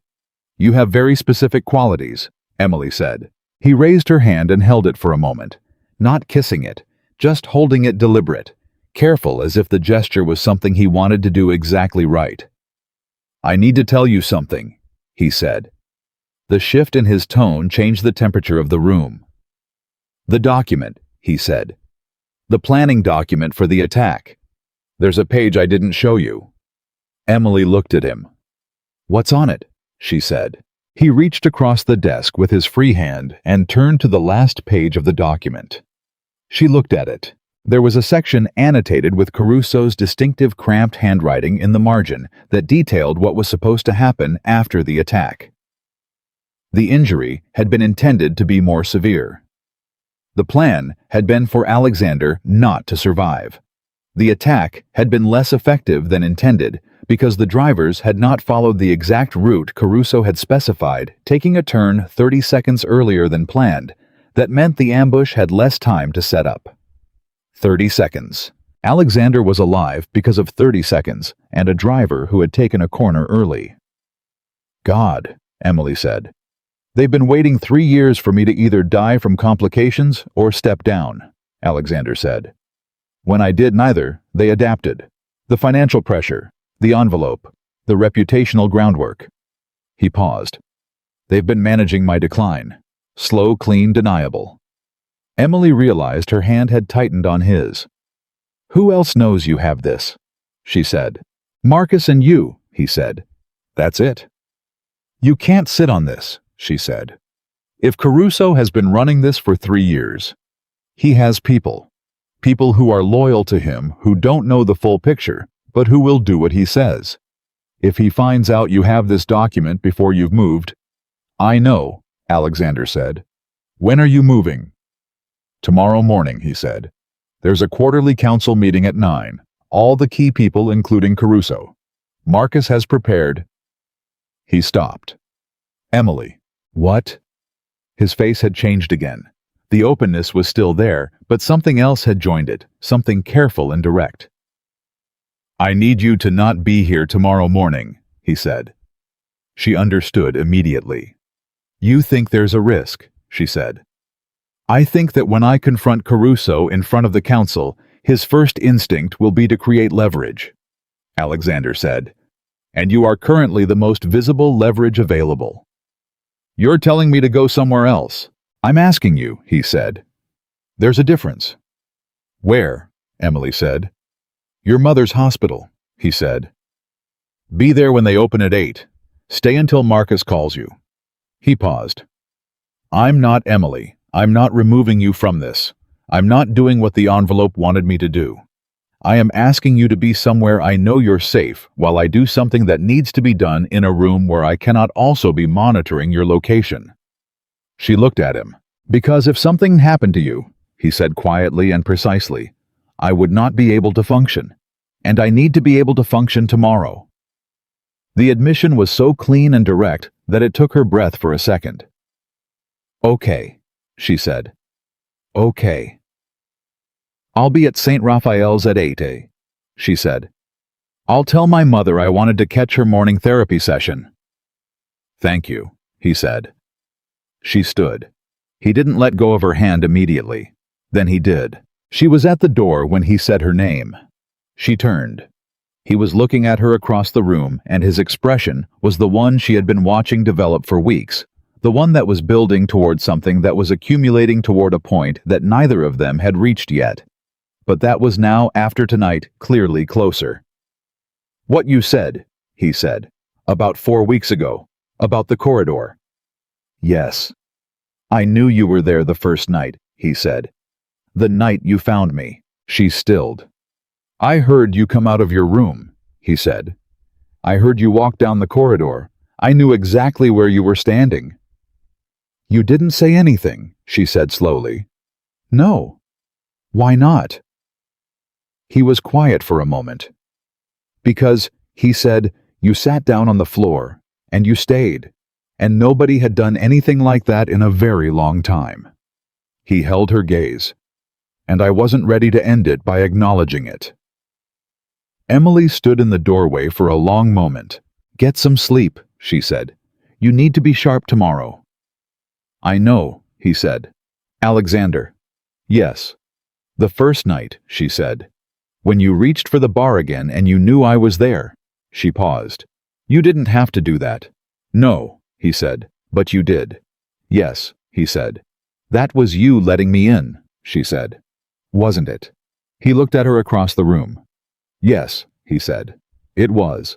She went to her room. She lay in the dark with her hand pressed flat against the wall between them, the same way she had done weeks ago. And she thought about 30 seconds. The 30 seconds that had kept him alive, that had led through years of pain and isolation, and stubbornly refusing to disappear to a corridor with a bar on the wall, and a floor she had sat on 3 times, and a man who had let her stay. In the morning, everything was going to change. She knew it, with the certainty of someone who has felt the moment before a storm, and knows that what comes after will be different from what came before. She wasn't afraid. She was ready. The envelope changed something. Not dramatically, not overnight, the way things change in stories that haven't earned their turning points. It changed the way temperatures change in late autumn gradually, and then suddenly, and when you finally feel it, you realize it had been coming for weeks, and you were the last to notice. The person who sent that envelope wanted Alexander to see Emily as a vulnerability. Instead, he had started watching her the way you watch something you are afraid of losing. Not with possession. She understood the difference, had understood it since childhood, had learned it from the specific quality of her mother's attention, which was loving and entirely without ownership. He watched her the way people watch things that matter. Emily noticed. She filed it under the long list of things she was not examining directly. What she was examining directly was the photograph. Not the one Alexander had shown her. She hadn't asked to keep it, but the fact of it. Someone had been watching her long enough to get a clear photograph at night with a long lens. Someone had studied her schedule, her movements, the car she used, the times she came and went. Someone had built a file on her. That meant someone believed she was significant enough to build a file on. And that meant the arrangement that was supposed to be invisible was visible to exactly the people it most needed to be invisible to. She didn't say any of this to Alexander immediately. She thought about it for 2 days, turned it over in the way she turned over difficult things, looking for the load-bearing point, the place where the weight was actually resting. Then on a Thursday morning, while he was on a call and she was pretending to read on the couch in the study, she understood what had been bothering her. The photographs existed because someone was already afraid of her. People don't build files on things that don't threaten them. Whoever was moving against Alexander had taken one look at Emily Carter, a waitress from Lower Manhattan with a sick mother and a diner apron, and decided she was dangerous enough to surveil. Because she was close to him. And because she was the first person who had been close to him in 3 years who wasn't on someone's payroll. She set down her book. "The photographs," she said when he ended the call. He looked at her. "Yes, they weren't sent to scare you away from me," she said. "They were sent because whoever sent them is scared of what I represent." A silence. "Go on," he said. "Someone has been watching this apartment, watching your patterns. And your pattern for 3 years has been alone-controlled closed. Every person around you is either staff or organization.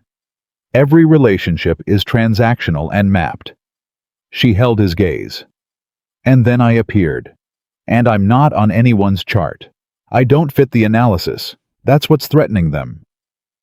Alexander was very still. "Which means they're going to come after you," he said. "Not a question." "They're going to try to define me," Emily said. "Before you can. They're going to build a version of me that makes sense to their narrative and hand it to you and hope you believe it before you've decided what I actually am." "What will their version of you say? That I'm a plant," Emily said. "Or a con? Or that I'm with someone connected to the people moving against you? Something that puts me on the outside of your trust?" She paused. "Because that's the only move that works. They can't threaten me directly without showing their hand. So they have to make you the one who removes me." Alexander looked at her for a long time. "You figured that out in 2 days," he said. "I've been a waitress," Emily said. "You learn to read people who are trying to get something without asking for it directly. The skill translates." Something moved in his expression, quick, genuine, and then managed. "What do you want to do?" he said. "I want to know everything," Emily said. "Everything about the people on the list, about the Brescia account, about who inside your organization has motive. Not because I'm going to investigate it myself, I'm not stupid, but because I am going to be in rooms with these people, and I need to know what I'm looking at." A long pause. "That's not what I agreed to," he said. Not refusing, noting. "I know," Emily said. "But the agreement changed when they started photographing me." He held her gaze. "All right," he said. Marcus spent 2 hours with her that afternoon. He was efficient about it, and entirely without condescension, which she respected deeply. He laid out the organizational structure, the way an architect lays out blueprints. Here is what this is. Here is what it connects to. Here is where the structural weaknesses are. 7 names with access to the Brescia account. Financial and background summaries on each. Timeline of the account movement. The shell company in the Caymans, 3 weeks old, funded by a wire from a mid-level bank in Geneva that traced back through 2 other shells before disappearing into the kind of legal fog that requires a specific kind of money and specific kind of expertise to create. "This wasn't improvised," Emily said. "No," Marcus said.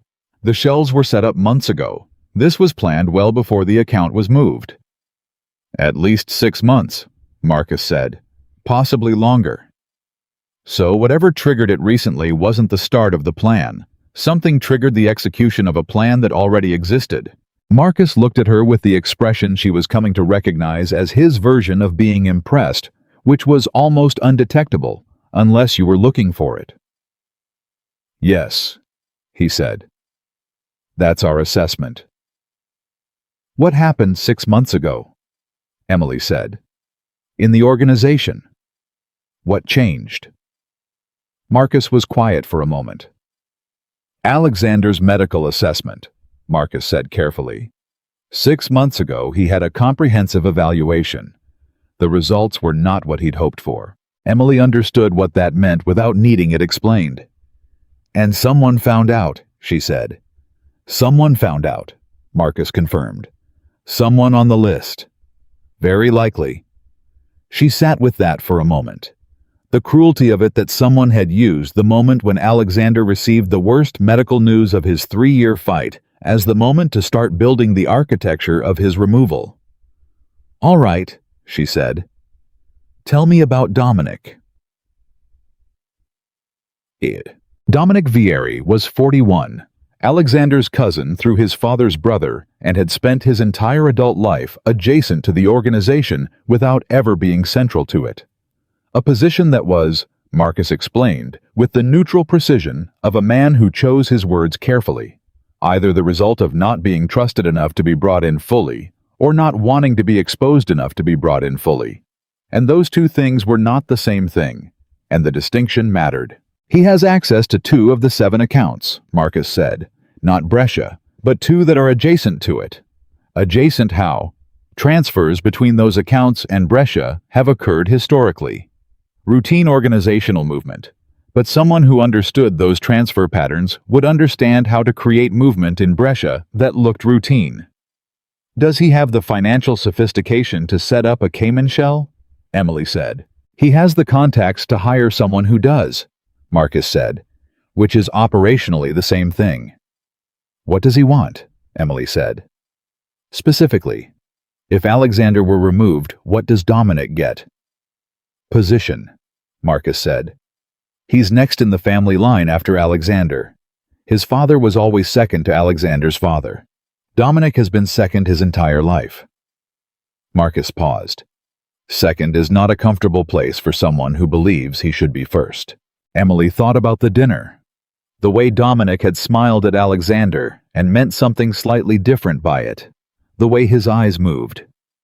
"He's been waiting," she said. "He's been patient," Marcus said, which was a different thing, and they both knew it. "Does Alexander suspect him?" A careful pause. "Alexander doesn't want to suspect him," Marcus said.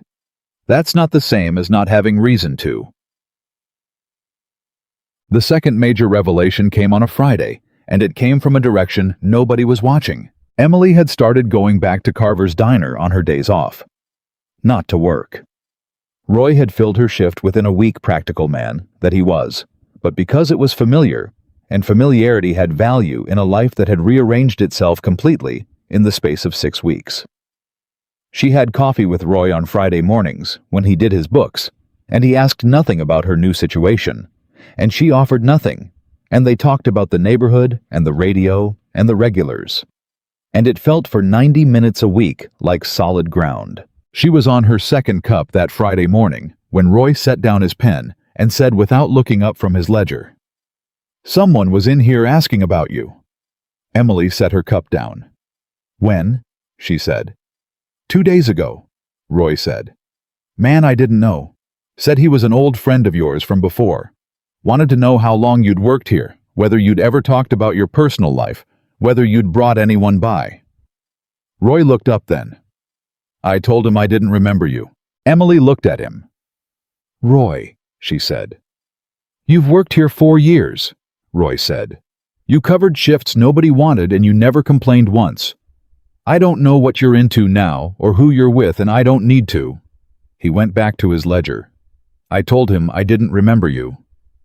She sat with that for a moment, the simple, uncomplicated loyalty of it, and felt something in her chest go tight. "Thank you," she said. "Don't thank me," Roy said. "Finish your coffee." She called Marcus from outside the diner, standing on the sidewalk, with the November air, doing something sharp and purposeful around her, and told him about the man who had come asking questions. She described what Roy had described, 50 gray in the beard, a specific kind of calm that Roy had found unsettling. The kind of calm that belongs to someone who doesn't need to hurry because they're not afraid of you. Marcus was quiet for 2 seconds on the other end of the line. "Don't go back to the diner," he said. "Marcus, not alone," he said. "Emily, not alone." She got back in the town car. She spent the drive uptown thinking about the man Roy had described, the particular quality of his calm, and who would send someone like that rather than making a direct move, someone who was still in the gathering phase, still building the file, still deciding, which meant she had time. The question was what to do with it. She was in the corridor that night when she heard Alexander fall. Not the controlled descent of his training sessions. This was different. A single sharp impact, and then silence, and the silence was worse than the sound. She was out of her room before she finished the thought. He was on the floor of the corridor near the bar, one hand still gripping it, the other flat on the ground. He'd been doing his routine, and something had gone wrong. She could see it in the angle of him, the particular way he'd gone down, not the usual single knee, but fully the kind of fall that happens when the body just stops cooperating without warning. He looked up when she came through the door, and what she saw on his face was not what she had seen before. Before the first time in the diner, the early times in the corridor, she had seen guarded pride. The expression of a man caught being vulnerable and managing it by containing it. This time his face was open in a way that frightened her, open and raw and young-looking in the dark, and she understood immediately that something about tonight was different. The fall had broken through something. She went to him. She didn't say anything. She sat down on the floor beside him, close enough that her shoulder was against his, and she waited. He said nothing for a long time. Then, "I couldn't do it tonight." His voice was different. Not the controlled quiet, just quiet. "Okay," Emily said. "I've done it every night for almost 3 years," he said. "Every night. I have never once." He stopped, started again. "Tonight my body just stopped, 30 seconds in. I couldn't." He stopped again.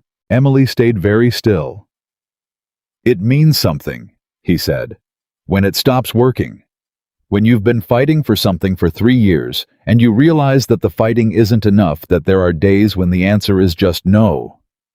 His voice was flat, the flatness of something that has been pressed down too hard. "I know what the doctors say. I have known what the doctors say for 3 years. I just—" He closed his eyes. "I am so tired of accepting it."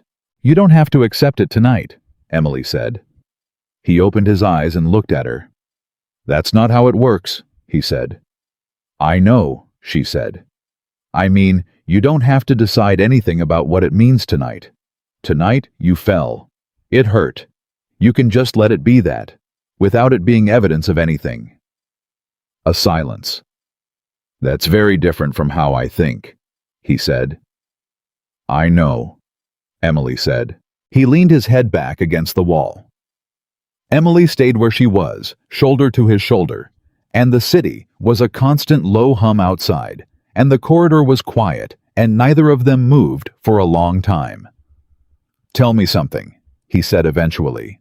"Not a specific request. Just tell me something that isn't this." "My mother used to make this soup," Emily said. "When I was sick, when I was scared, when I had a bad day that I couldn't explain. Chicken and egg noodles, and this one thing she did where she'd put a little lemon at the end, just a squeeze at the last second before serving. Nobody else I've ever known did that. I've tried to make it myself 3 times, and it's never right. It's missing something I don't know how to name." A pause. "The lemon?" he said. "No, I put the lemon in," Emily said. "It's something else. Something in the I don't know. Maybe it's just that I didn't make it for me. Maybe the missing ingredient is her." Another silence. "My mother made biscotti," Alexander said. The word came out quietly like something retrieved from somewhere deep. "Every Sunday morning. She'd be up at 5 to have them done by the time my father woke up. Our whole apartment smelled like—" He paused. "Anise and almonds. I can't eat anise anymore. I've tried. It just—" He didn't finish the sentence. "When did she die?" Emily said. "I was 19, he said. "Cancer. 18 months from diagnosis to—" He stopped. 18 months. Emily thought about being 19 and losing your mother, and then at 24 losing your father, and then at 38 being put in a wheelchair by someone who wanted you gone, and she thought about the fact that Alexander Vieri had spent most of his adult life absorbing losses that would have stopped most people cold, and had absorbed them all without anyone sitting beside him while he did it. "You've been alone for a long time," she said. Not an accusation, just a fact said gently the way facts should be said. He was quiet. "Yes," he said. "Not tonight," Emily said. He turned his head and looked at her, and in the dark of the corridor his face was entirely unguarded, and what she saw in it was something she had no defense against. Not the power she'd been warned about, not the cold authority, not the careful management of every room he entered. Just a person. Just a man who was tired and hurting and had been pretending he wasn't for so long that he'd half convinced even himself. "Emily," he said. "I know," she said. She did know. She knew all the reasons and all the arguments and all the careful logic of their arrangement, and she knew all of it perfectly clearly, and none of it was changing what was happening in this corridor at 1 in the morning. "This wasn't part of the agreement," he said. "No," she agreed. "We should— Alexander," she said. "We don't have to name it tonight either." He held her gaze. Then slowly he reached over and took her hand. Not dramatically, not with any particular ceremony, just his hand closing around hers in the dark carefully, as if he was handling something he didn't entirely trust himself with. Emily didn't move. They sat like that for a long time in the corridor, with the city outside and the quiet inside, and neither of them said another word about what it was or what it meant, and in the morning it would require thinking about, but the morning was not now, and now was what they had. 3 days later, Marcus came to find Emily alone. This had never happened before. Marcus came to Alexander, or came to both of them together, or sent word through the household staff. He had never sought her out specifically in the late afternoon, while Alexander was on a call with the particular look on his face that she was starting to categorize as, "This is something I need you to know." "Walk with me," he said. They walked to the kitchen. Marcus poured coffee for both of them and set his cup down and didn't drink it. "There are things you should know," he said, "about the night of Alexander's accident." Emily went still. "He hasn't told you," Marcus said. "He won't.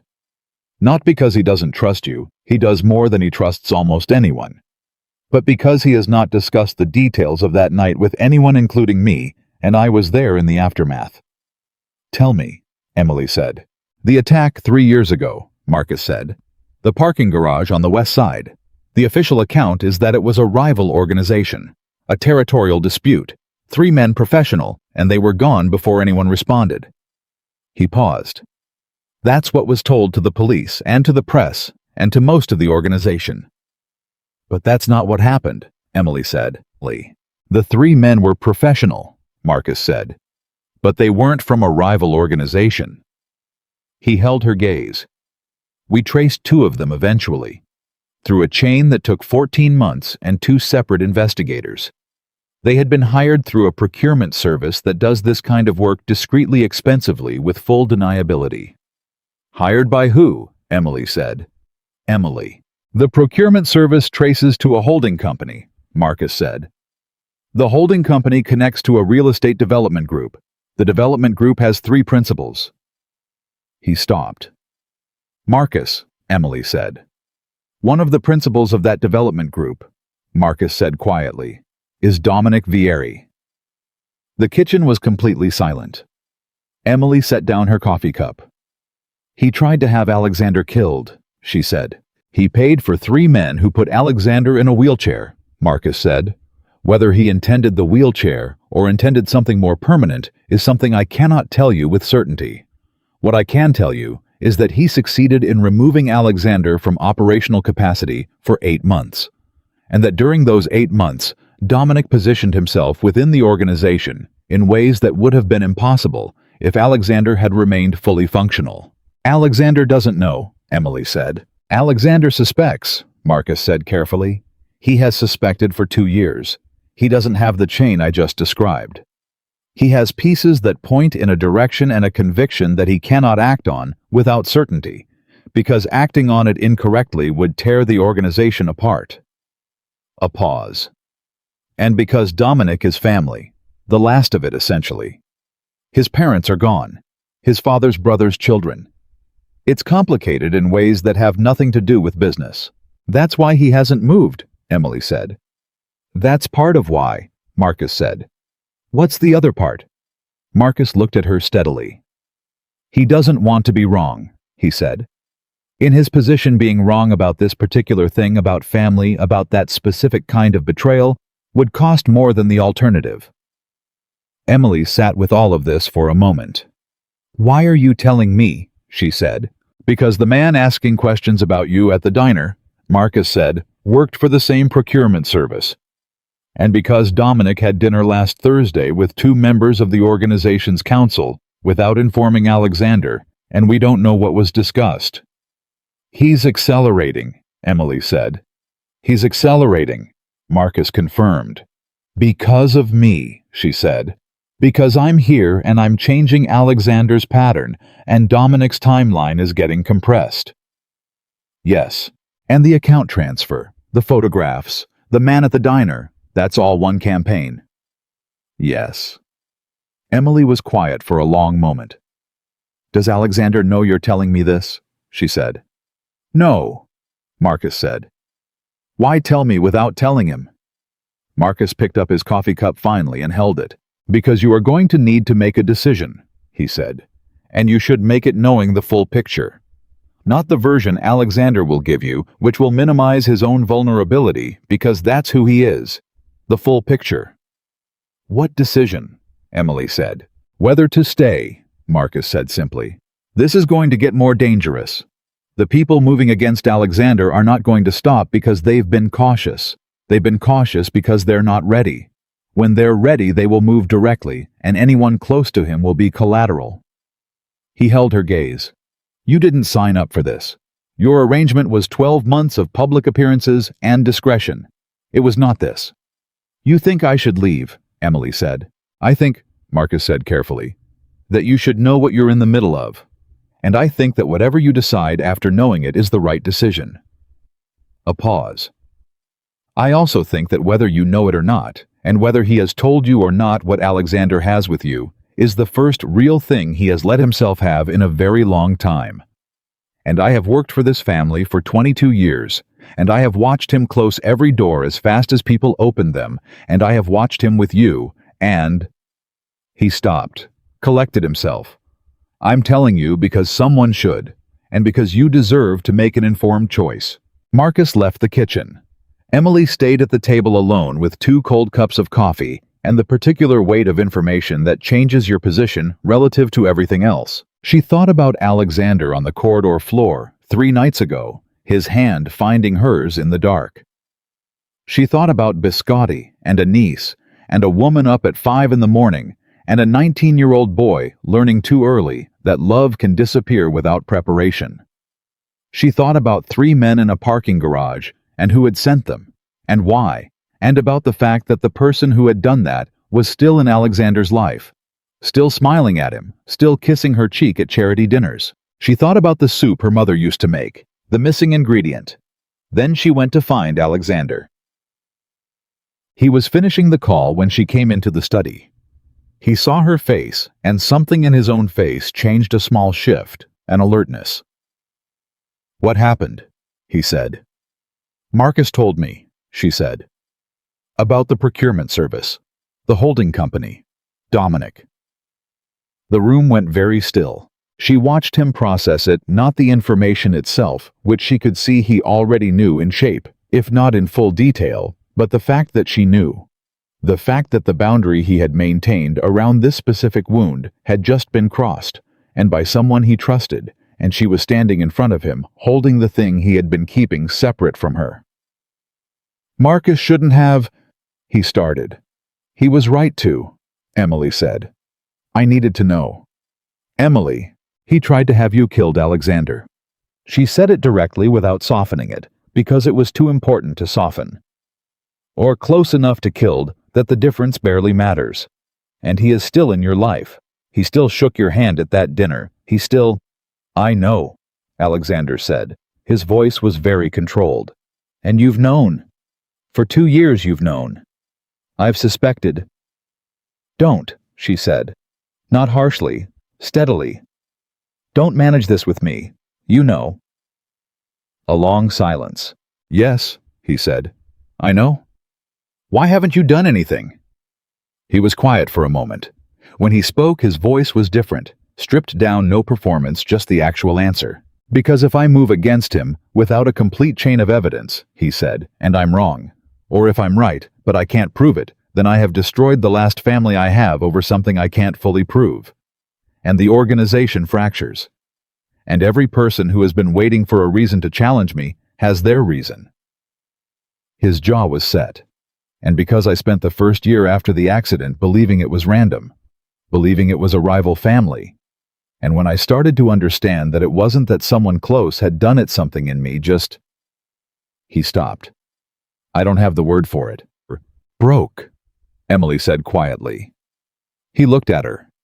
Yes, he said. Something broke. And I've been very careful for 2 years not to let it show.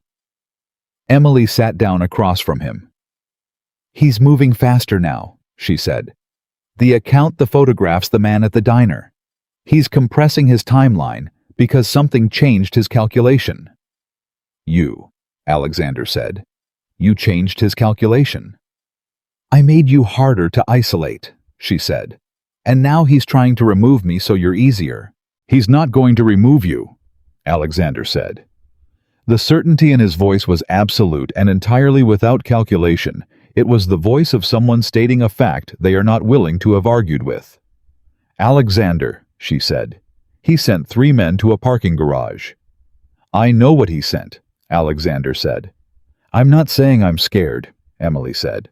I'm saying we need to be smarter than he is, and being smarter means not acting like he doesn't have the capacity to do real damage. What are you suggesting? I'm suggesting that we stop reacting, Emily said. He's been setting the pace. Every move we've made has been in response to something he did. We need to change that. How? We give him something to react to, Emily said. Something he doesn't expect.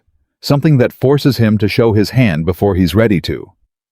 Alexander was looking at her with the focused attention he gave to things he considered genuinely important.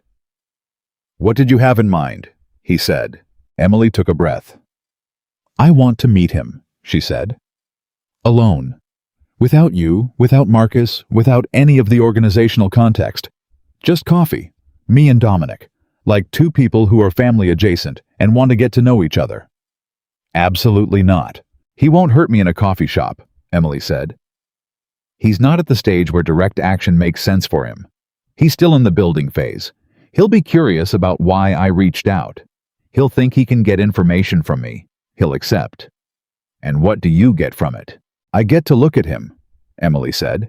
Up close, without the charity dinner filter, without Alexander next to me creating the power dynamic that everything defaults to when you're in the room. She held his gaze.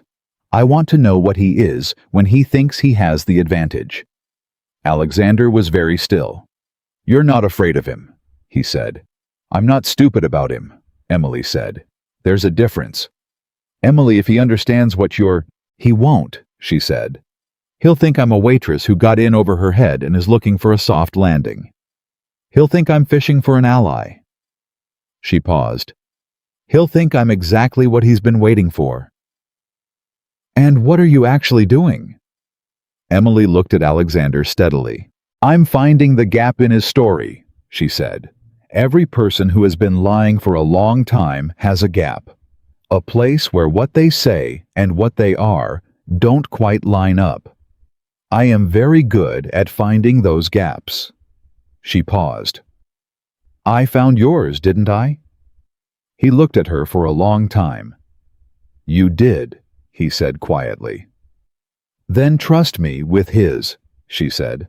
The silence stretched between them, and in it, Emily could feel him working through every angle of it, the way he worked through everything methodically, without rushing to the comfortable answer, holding the discomfort of uncertainty, until he had actually resolved it. I'll have 2 people in the building, he said finally. Fine, she said. You won't see them, he said. Better, she said. And you tell me everything, he said. Every word, every reaction, every second of it. Of course, Emily said. He held her gaze one more moment. He's going to try to get inside your head, he said. He's very good at it. He's been doing it his entire life. I know, Emily said. He'll say things about me, Alexander said. Things designed to... Alexander, she said. Yes. I've been sitting on a corridor floor with you at midnight, she said. I know who you are. Something in his face. At that, did something she had seen it do only a few times, lost its management for just a moment, let something through that was real and unguarded and not for public consumption. All right, he said. All right, she said. She stood to leave. At the door, she stopped, because something had been in her chest since Marcus's conversation in the kitchen, and it needed to come out before she went any further into whatever came next. Marcus said, she started, then stopped. Then, he said this is the first real thing you've let yourself have in a long time. The room was very quiet. Marcus talks too much, Alexander said. Is he wrong? Emily said. A long silence. No, Alexander said. His voice was very quiet. He's not wrong. Emily nodded. She turned to leave. Emily, he said. She turned back. Be careful, he said. Not because I think you can't handle it, because He stopped. The word that came out after the stop was careful and deliberate, and cost him something. Because I need you to come back. She held his gaze. I'll come back, she said.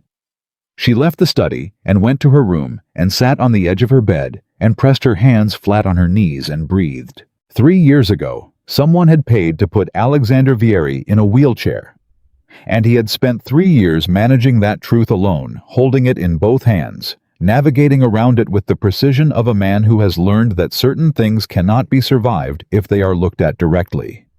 She was going to look at it directly. She was going to sit across from Dominic Vieri in a coffee shop and find the gap in his story, and she was going to bring it back intact, and she was going to do it because someone had once reached for a bar on a corridor wall every night for 3 years in secret, and never once asked anyone to witness it. He had survived alone. He did not have to survive alone anymore. The morning of the council meeting, Emily woke up before Alexander did. That was unusual. He was almost always up first, already at his desk, or in the kitchen, with Garcia Marquez and his second cup of coffee before she had finished her first conscious thought. But this morning, she came down the hall at 6:15, and the kitchen was quiet, and the study was empty, and the apartment had the particular stillness of a place holding its breath. She made coffee. She stood at the kitchen counter and drank it, and thought about everything that had led to today, the chain of it all. The individual moments that had seemed small when they were happening, and now formed something she could see the full shape of. The coffee shop meeting with Dominic 3 weeks ago had given her what she needed. She had walked in and sat down across from him, and ordered a black coffee, and smiled the smile she used on difficult customers. Open, warm, just slightly uncertain, the smile of someone who wanted to seem less capable than they were. Dominic had been charming. He had been very, very charming. And his charm was the kind that was so well practiced it had become indistinguishable from the real thing, which was itself the most useful information she could have gathered about him. He had said within the first 10 minutes that he was worried about Alexander. He's not himself, Dominic had said, with the tone of a man performing concern so precisely tuned that someone without a reference point would never question it. The last year especially. Since you arrived, I don't mean that as a criticism of you.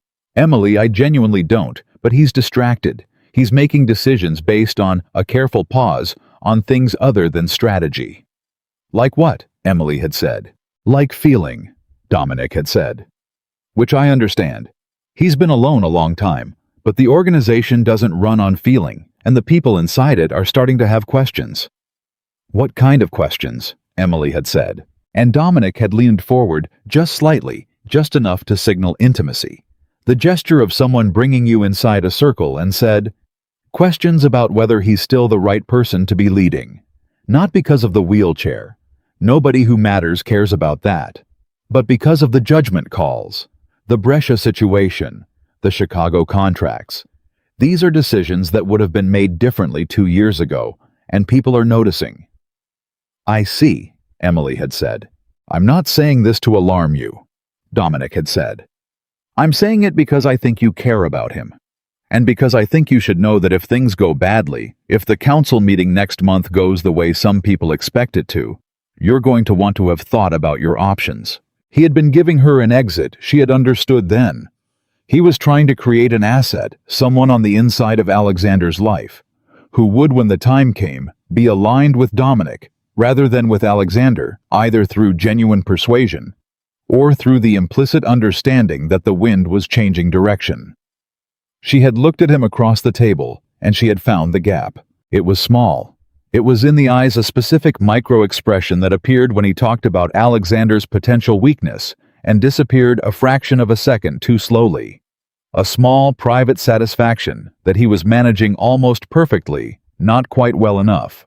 The satisfaction of a person looking at something they have already decided belongs to them. It was the look of someone who believed they had already won. She had come back and told Alexander every word, every pause, every shift in expression, every deliberate silence.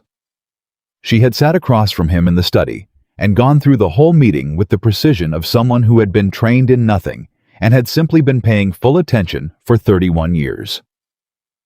When she finished, Alexander was quiet for a long moment. He offered you a way out, he said. He offered me an alliance, Emily said. He thinks I'm scared. He thinks I'm practical in the way that people are when they're trying to survive, not in the way that people are when they've decided where they stand. Have you, Alexander said, decided where you stand? She had looked at him. I'm still here, she said. Aren't I?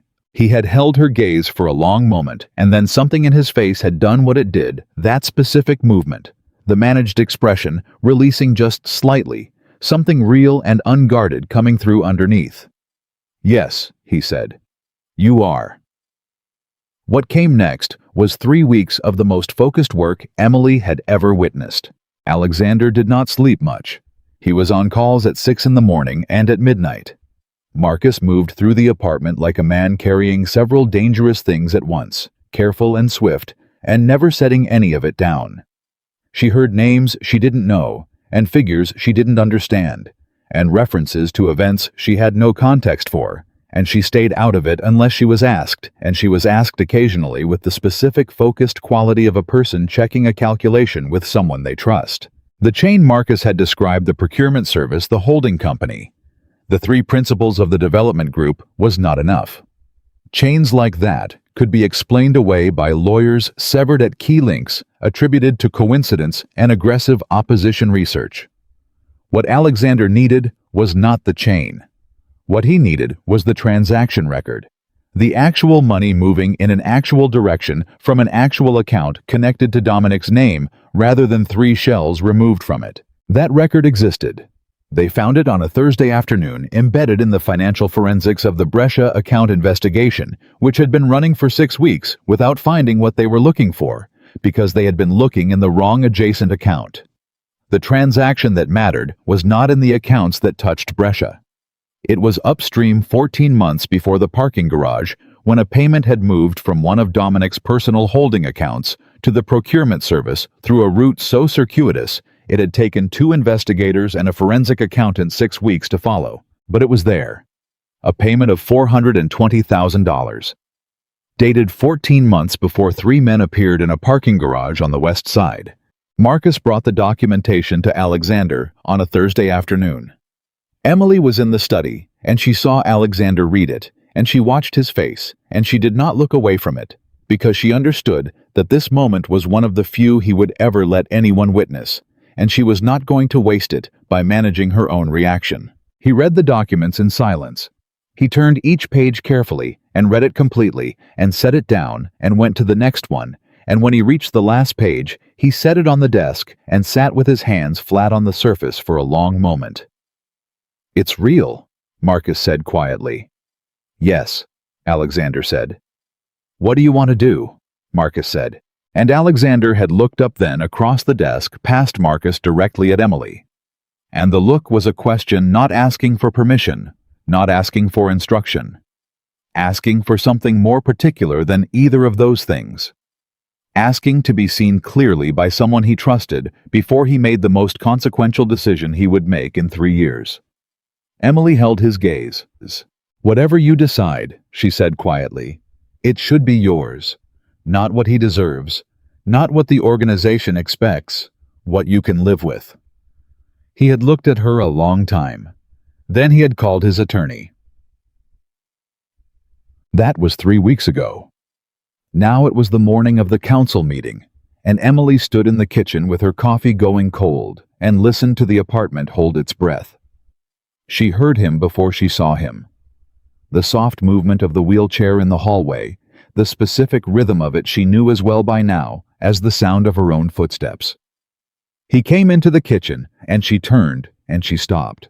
He was wearing a suit she hadn't seen before. Not the controlled formality of his usual choices. This was something different, darker, simpler. The suit of a man who had decided something and was dressed for that decision, rather than for the impression he wanted to make. He looked at her. You're up early, he said. So are you, she said. How long have you been awake? A while, he said. He went to the coffee machine and poured himself a cup and stood at the counter. He didn't drink it immediately. He held it the way he held things he was thinking through. Are you ready? Emily said. No, he said. And then almost immediately, yes. He paused. Both. That's the right answer, Emily said. He looked at her. Something in his face was different this morning. She had been cataloging the small changes in his expression for months now, learning its vocabulary, and this was a register she had seen only rarely. It was open. Not the corridor at midnight open, not the unguarded exhaustion of a man at the end of his reserves. This was something else.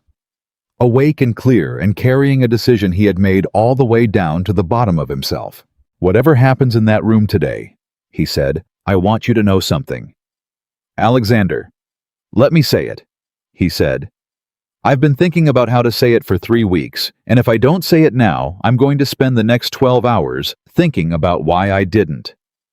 Emily went still. You came here because you had no other choice, he said.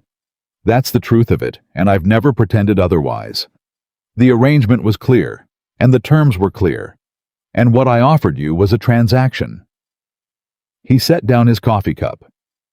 And then you sat on a corridor floor at midnight and didn't look at me, and didn't pity me, and didn't need me to be anything other than exactly what I was. And you went to a coffee shop and sat across from the man who put me in this chair and came back and told me every word he said, not because it was part of the agreement, but because you had decided. You made a decision somewhere along the way that I didn't ask you to make, and that I certainly didn't deserve, and I need you to know. He stopped, collected himself, started again. I need you to know that I understand what it cost you. To be here. To trust someone like me with something real. The kitchen was very quiet.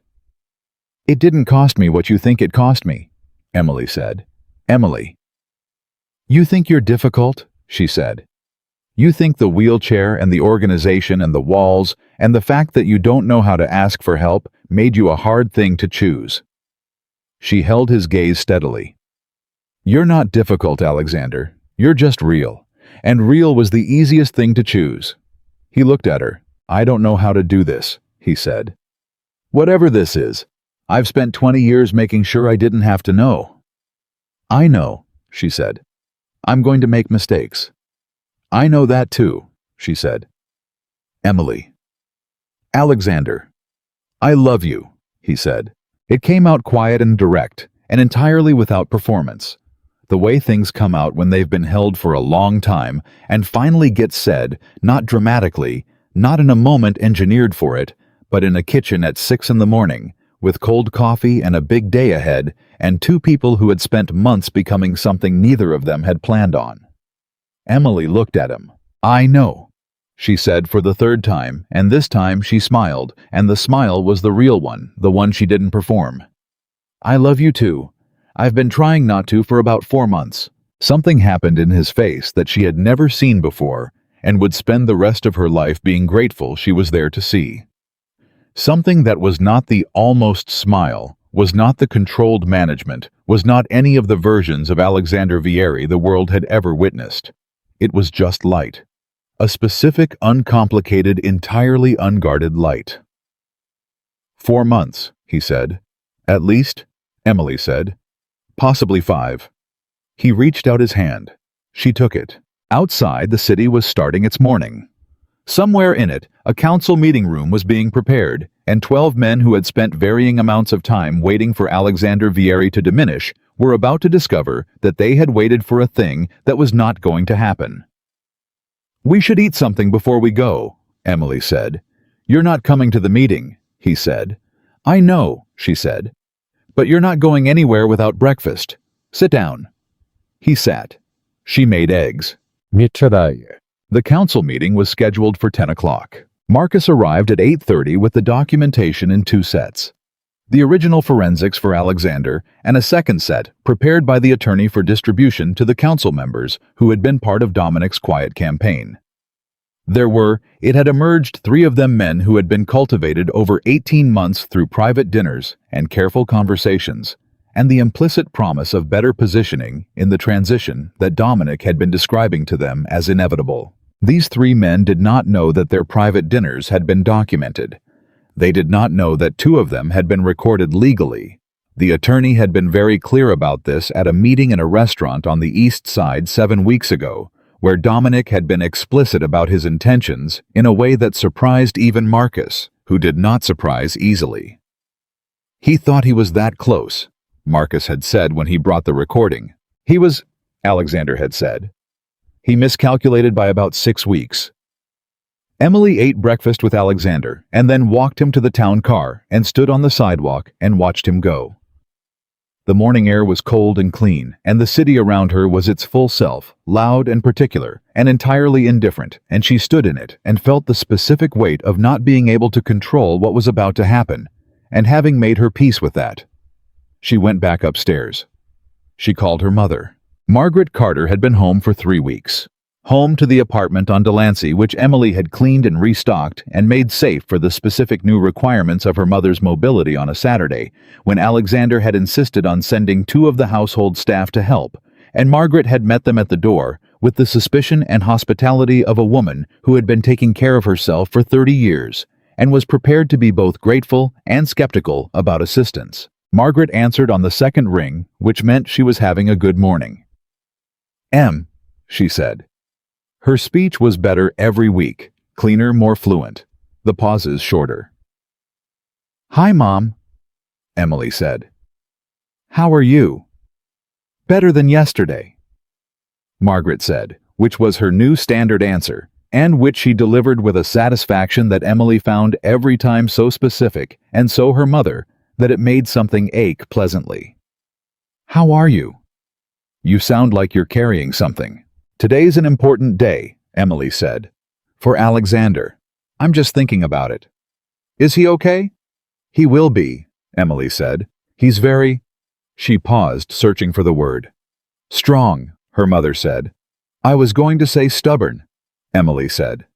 Her mother laughed. There it was, the laugh that started in the stomach that Emily had been afraid she would lose, that had come back slowly over 12 weeks like a river returning to a channel that had temporarily dried.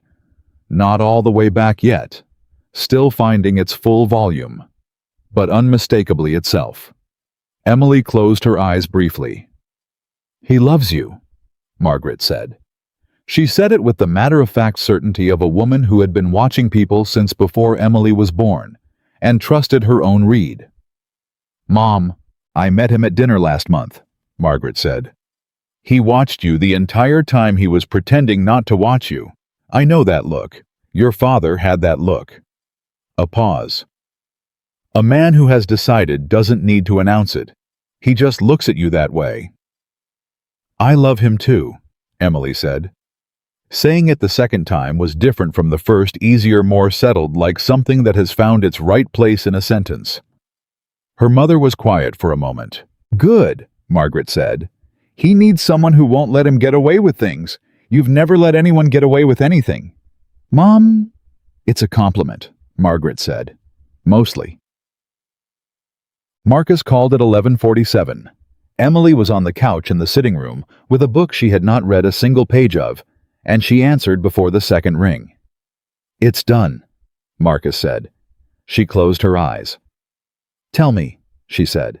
"Alexander presented the documentation to the full council," Marcus said. "The forensic chain on the procurement service, the transaction records, the attorney's summary. 312 pages. A pause. It took 45 minutes to walk through. Nobody interrupted. "And Dominic. Dominic was present," Marcus said. "He was asked to be there. He did not know why until Alexander began." A pause that carried weight. He maintained composure for approximately the first 20 minutes.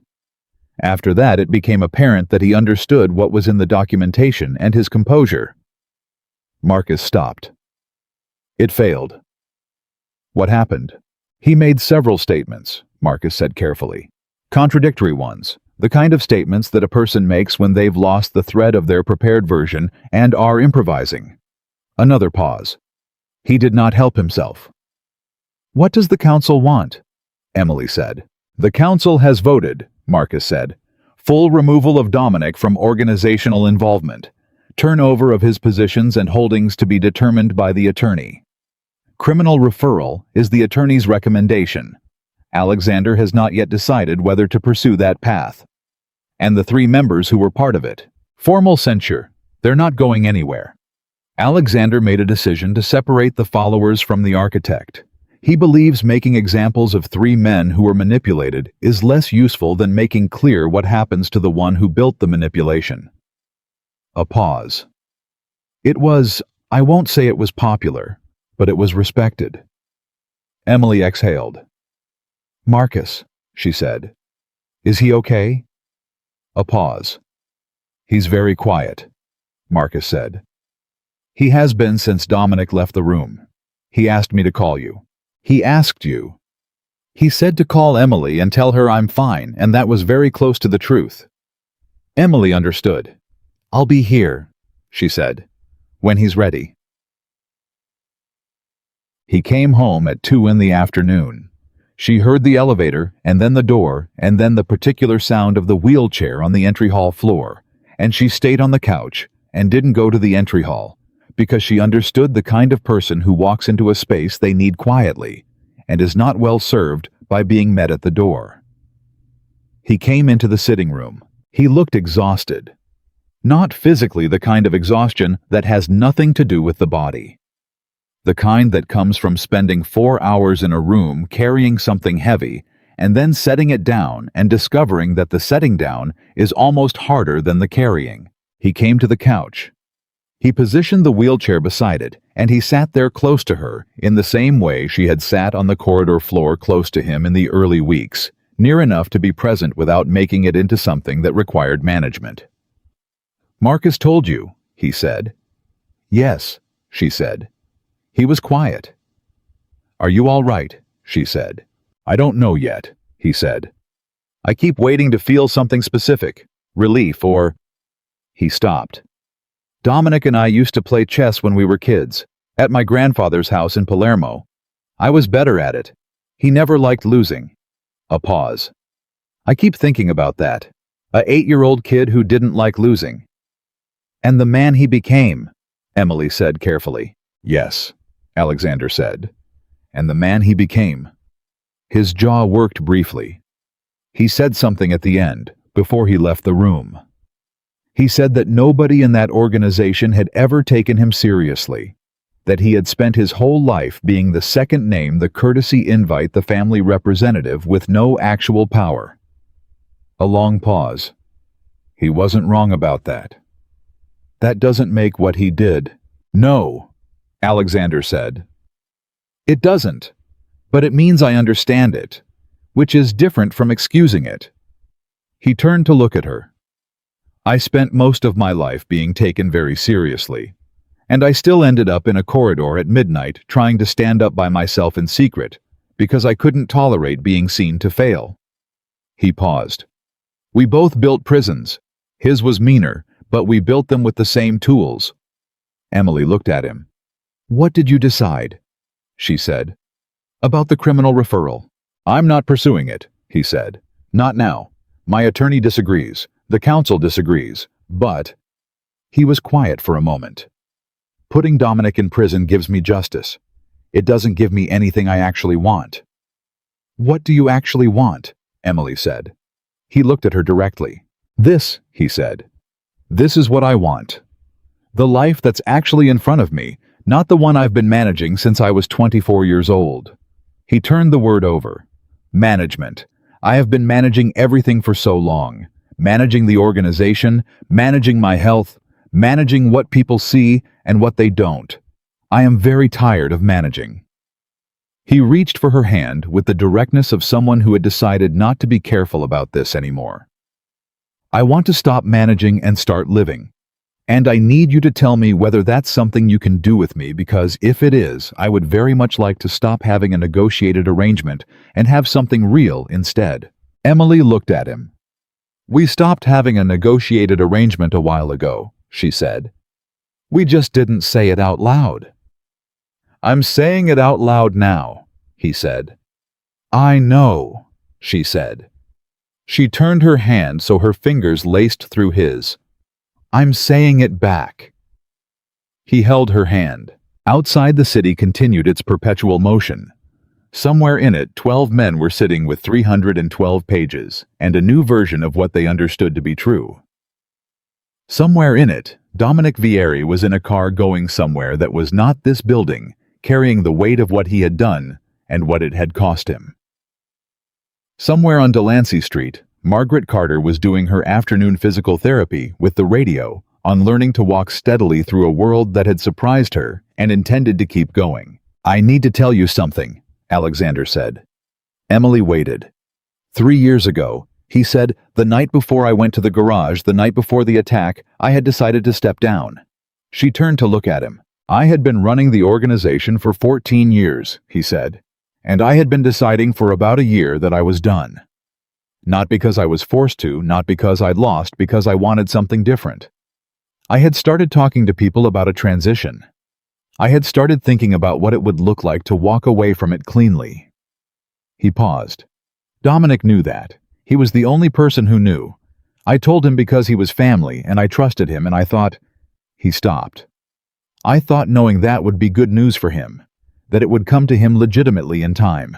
Instead, he accelerated, Emily said. Instead, he decided that time was a variable he could control, Alexander said. And he created the circumstances that would make me step down on his terms instead of mine. His voice was very level. And the strange thing, the thing I've thought about every day for 3 years, is that his plan almost worked. Not the way he intended. But I spent 2 years in so much pain, physical and otherwise, that the idea of the organization felt like a weight I would never be free of. I almost stepped down a dozen times. Not because I was beaten, because I was tired. What stopped you? Emily said. Pride, he said. And then stubbornness. And then... He looked at her. And then a woman who poured me coffee at 11:30 at night and sat down across from me like I was a person worth sitting across from. And something shifted. He paused. I didn't want to be managed out. I wanted to leave on my own terms. And leaving on your own terms requires being present long enough to choose the terms. Emily was quiet for a moment. And now, she said, what do you want now? He thought about it. I want to do what I said I would, he said. The foundation, the transition to legitimate operations, the work I've been building toward for the last 18 months. Not because a wheelchair made me soft, but because I made a decision before any of this happened, that the organization my father built deserved to survive him in a form he would be proud of. A pause. And I want to do it without hiding anything, without managing the story, without... He stopped. I have been so careful for so long about what people see. I would like to stop being so careful. You don't have to be careful with me, Emily said. I know, he said. That's the thing, I know that. He said it like someone reciting a fact they are still learning to fully believe.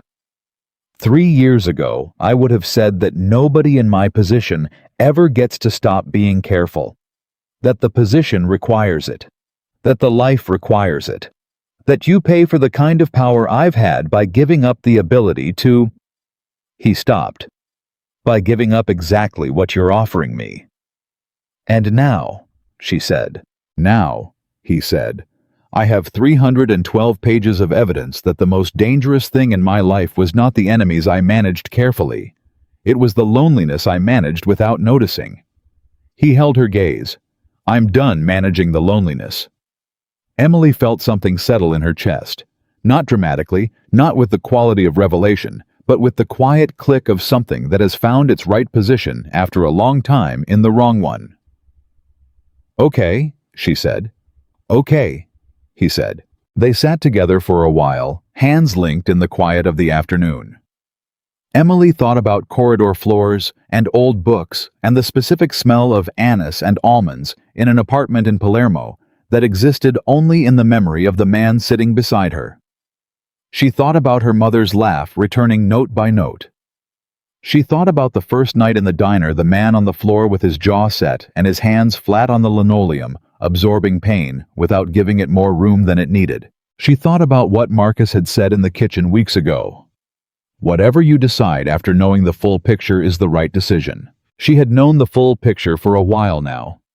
She had known it piece by piece, added to it in the corridor, and the coffee shop, and the kitchen at 6 in the morning, and every night in a sitting room, where neither of them said what they were thinking until they were ready to say it.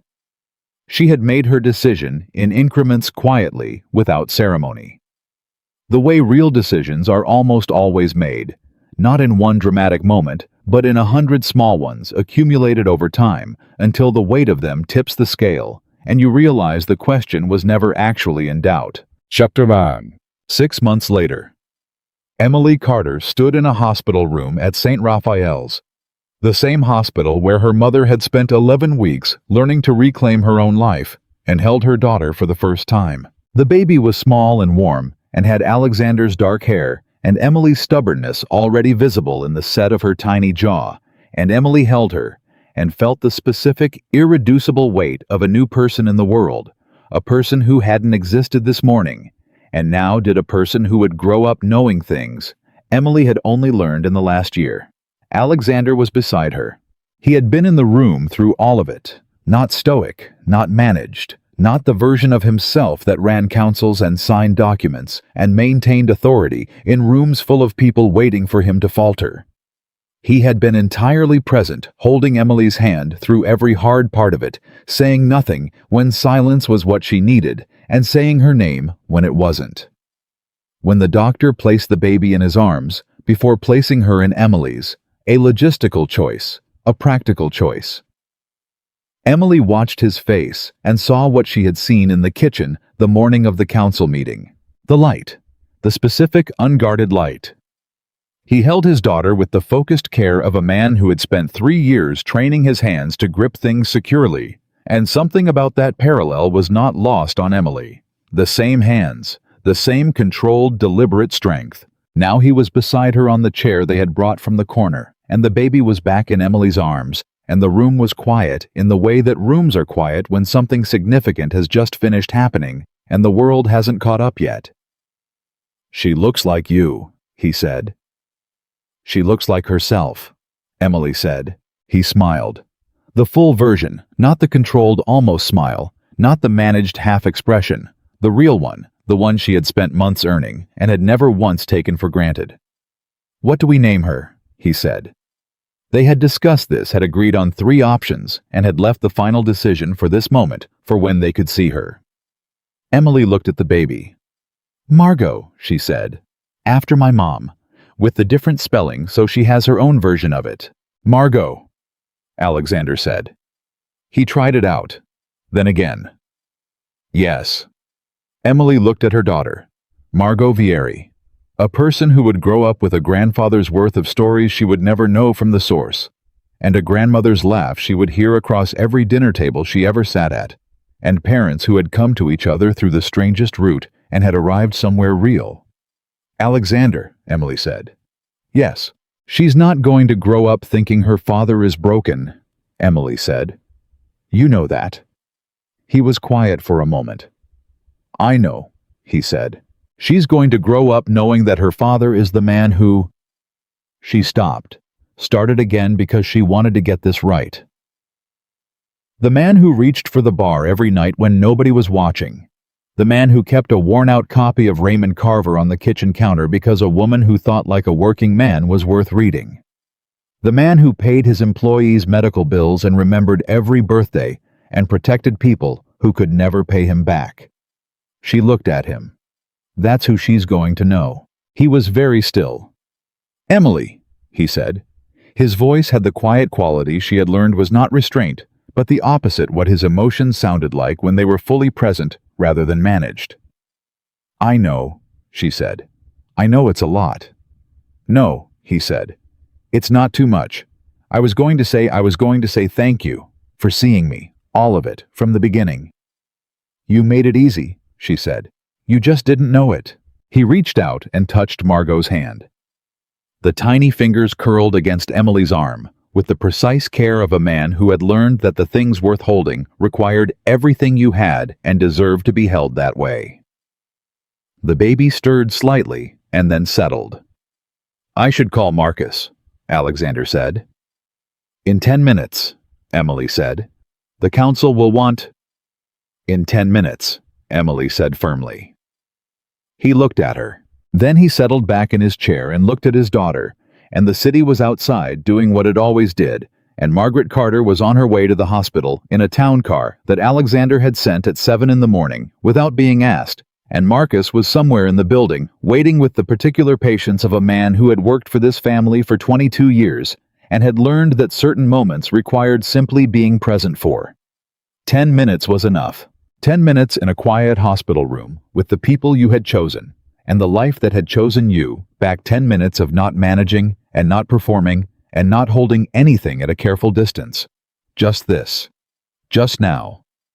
Emily held her daughter and felt Alexander's hand on her shoulder and understood with the calm certainty of something that has been true for a while and has finally been fully recognized that she had been right about one thing from the very beginning. Not everything was a transaction. Some things were given without calculation and received without conditions, and became quietly and completely, and without requiring any more evidence than the weight of them in your hands, the truest thing you had ever had the privilege of holding. A man was not defined by what he could prove about himself to a room full of people waiting for him to fail. He was not defined by whether he could stand or what he could carry or how much he had lost. He was defined by this, by what he reached for in the dark, when nobody was watching, by who he chose to let see him, by the small and daily decision to remain open to the life that was actually in front of him, rather than the one that had been taken away. Alexander Vieri had reached for the bar every night for 3 years. He had been reaching all along for exactly this. And Emily Carter, poor waitress, daughter of a woman with a big laugh person who sat on corridor floors and told the truth and made eggs on important mornings, and chose again and again the harder and realer thing, had been reaching too. Just from the other side. They had found each other in the middle, in this life, in this city, in a diner after closing with bad coffee, and a radio that nobody fixed. A man on a floor had whispered something into the quiet that he had never said to anyone. "I'm still a man." And a woman who understood what it cost to say that had simply answered with her presence, had stayed and listened, and seen him clearly, and refused to look away. That was the whole story. That was all of it. And it was enough.